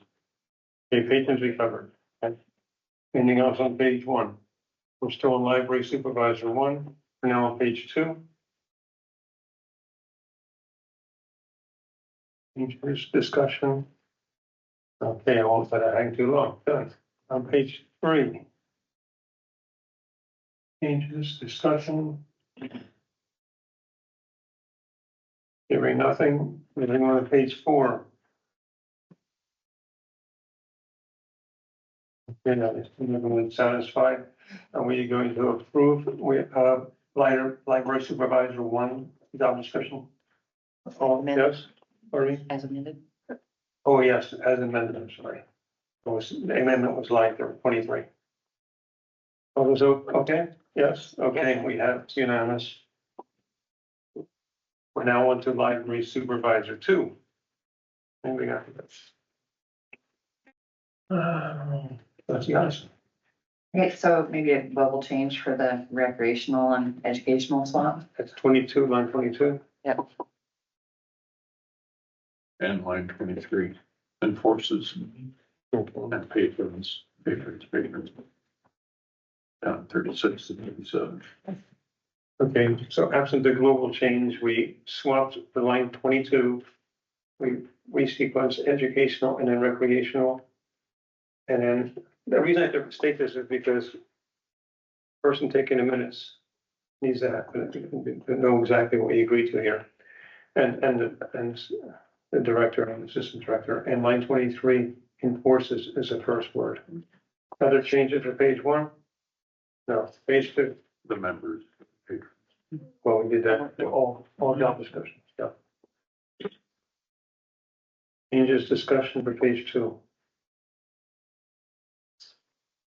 Okay, we're good with that. Page 3.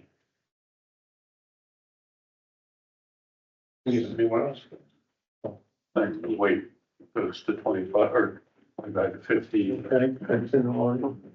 Okay. Okay, nothing further on page 3, page 4.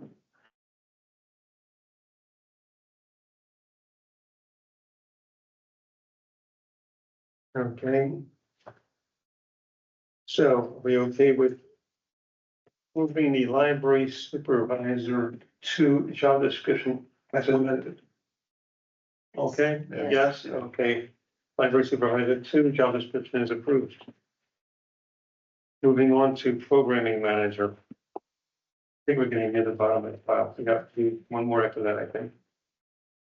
Okay, programming manager, excuse me. Input on page 1. That's the other side. Okay. Okay, so line 9 and 10, so towards the end of line 9 where it says library administration and the library and board of trustees, is that too many uses of the word library or was it that intentional? From there. So we're saying this is we done unnecessary extra library word. Unless one. So you're suggesting on line 10 striking the word library? Library and. Okay. Okay, everyone okay with striking library and for line 10? Yes, okay.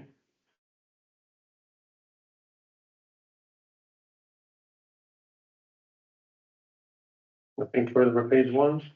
No. I have a question. It's not, I think it's not all of them, but where it says up at the top, under the heading exempt comma salary in red, what's the exempt part?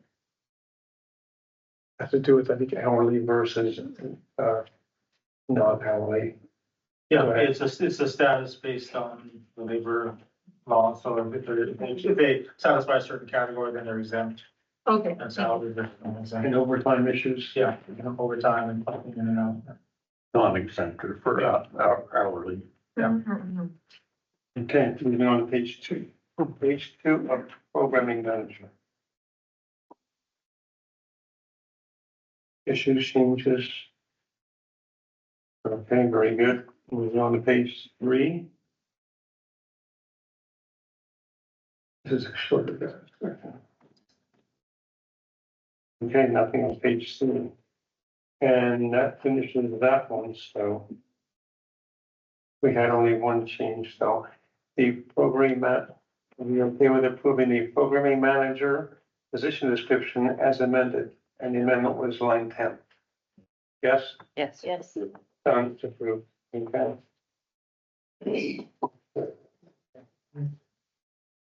Okay, and we're now on technical services specialist.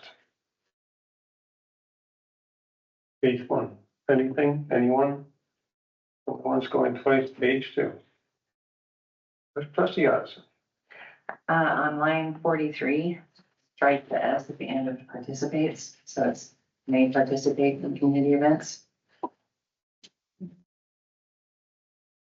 Oh, we got it. Oh, my page is moved that again, so, Oh. okay, sorry, 43, Yeah, line 43. may strike the- participate, okay. Yeah.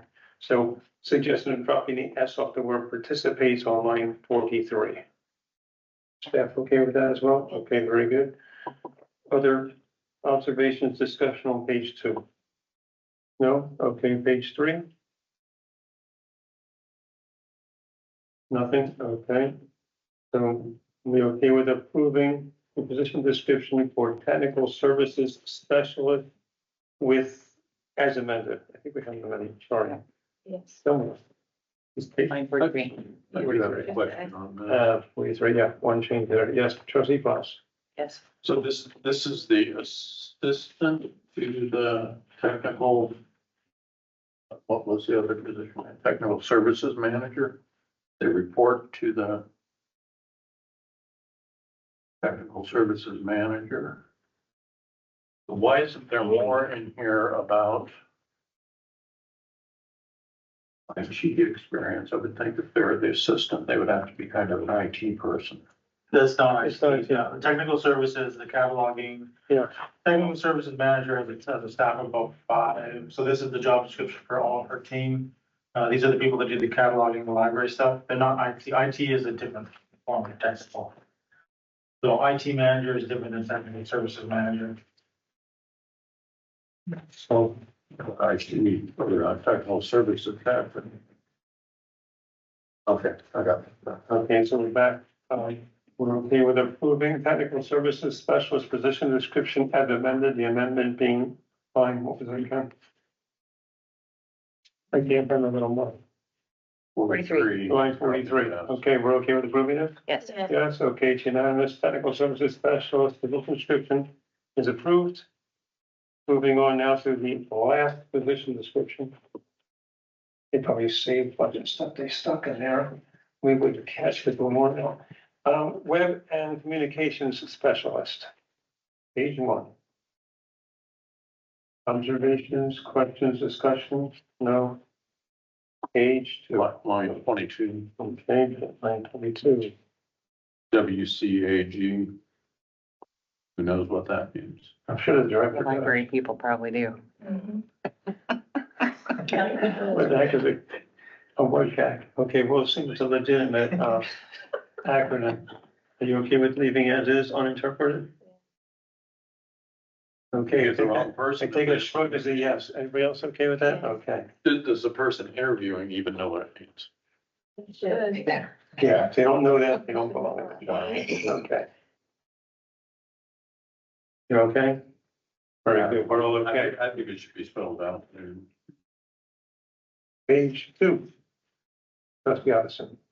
Line 42, drop the S on the end of evaluates.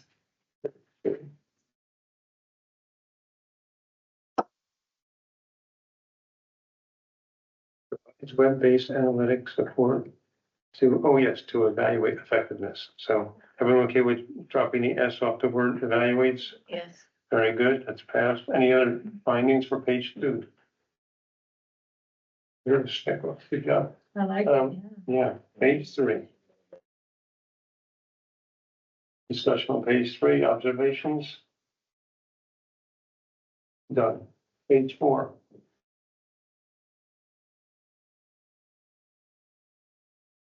Nothing yet, very good.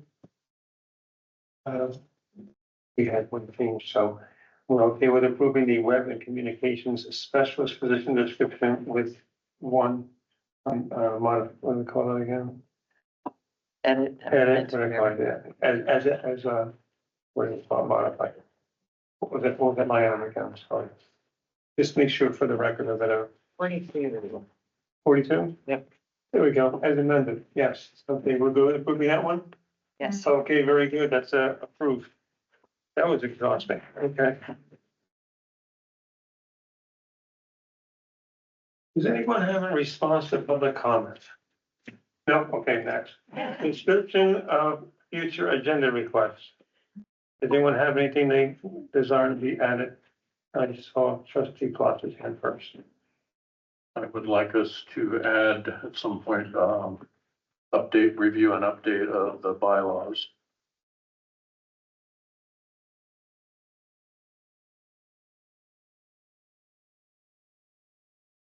Yeah, okay, Allison. The materials withdrawal and reconsideration policy, I'd like it to discuss not having it automatically sent to the board unless it was appealed. That policy only took 10 months. I don't know how long it took. I agree. I mean, I understand what you're talking about there, so, to edit that, okay. Okay, other add-ons for future? Just to be getting consensus on whether we Okay, agree we're to the forced to do it. bylaws. They and they the- were forced to do it. It's three people. Okay, not. Oh, Gotcha, okay, never mind. Couldn't say anything. I learned that from the former sheriff. Other add-ons, things that people wish to add to a future agenda? Page number 19. Okay, set special and regular meeting dates. Our next meeting, we'll do this here, is December 18th, 2 p.m. at Post Falls, and we'll end at 5 p.m. And that's Christmas time frame, so I'm thinking we'll probably finish on schedule maybe. Okay, no more job descriptions. Okay, so I'm entertaining a motion to adjourn. It has been moved to adjourn. All those in favor signify by saying aye. I Aye. It's unanimous. The ayes have it. This meeting is adjourned.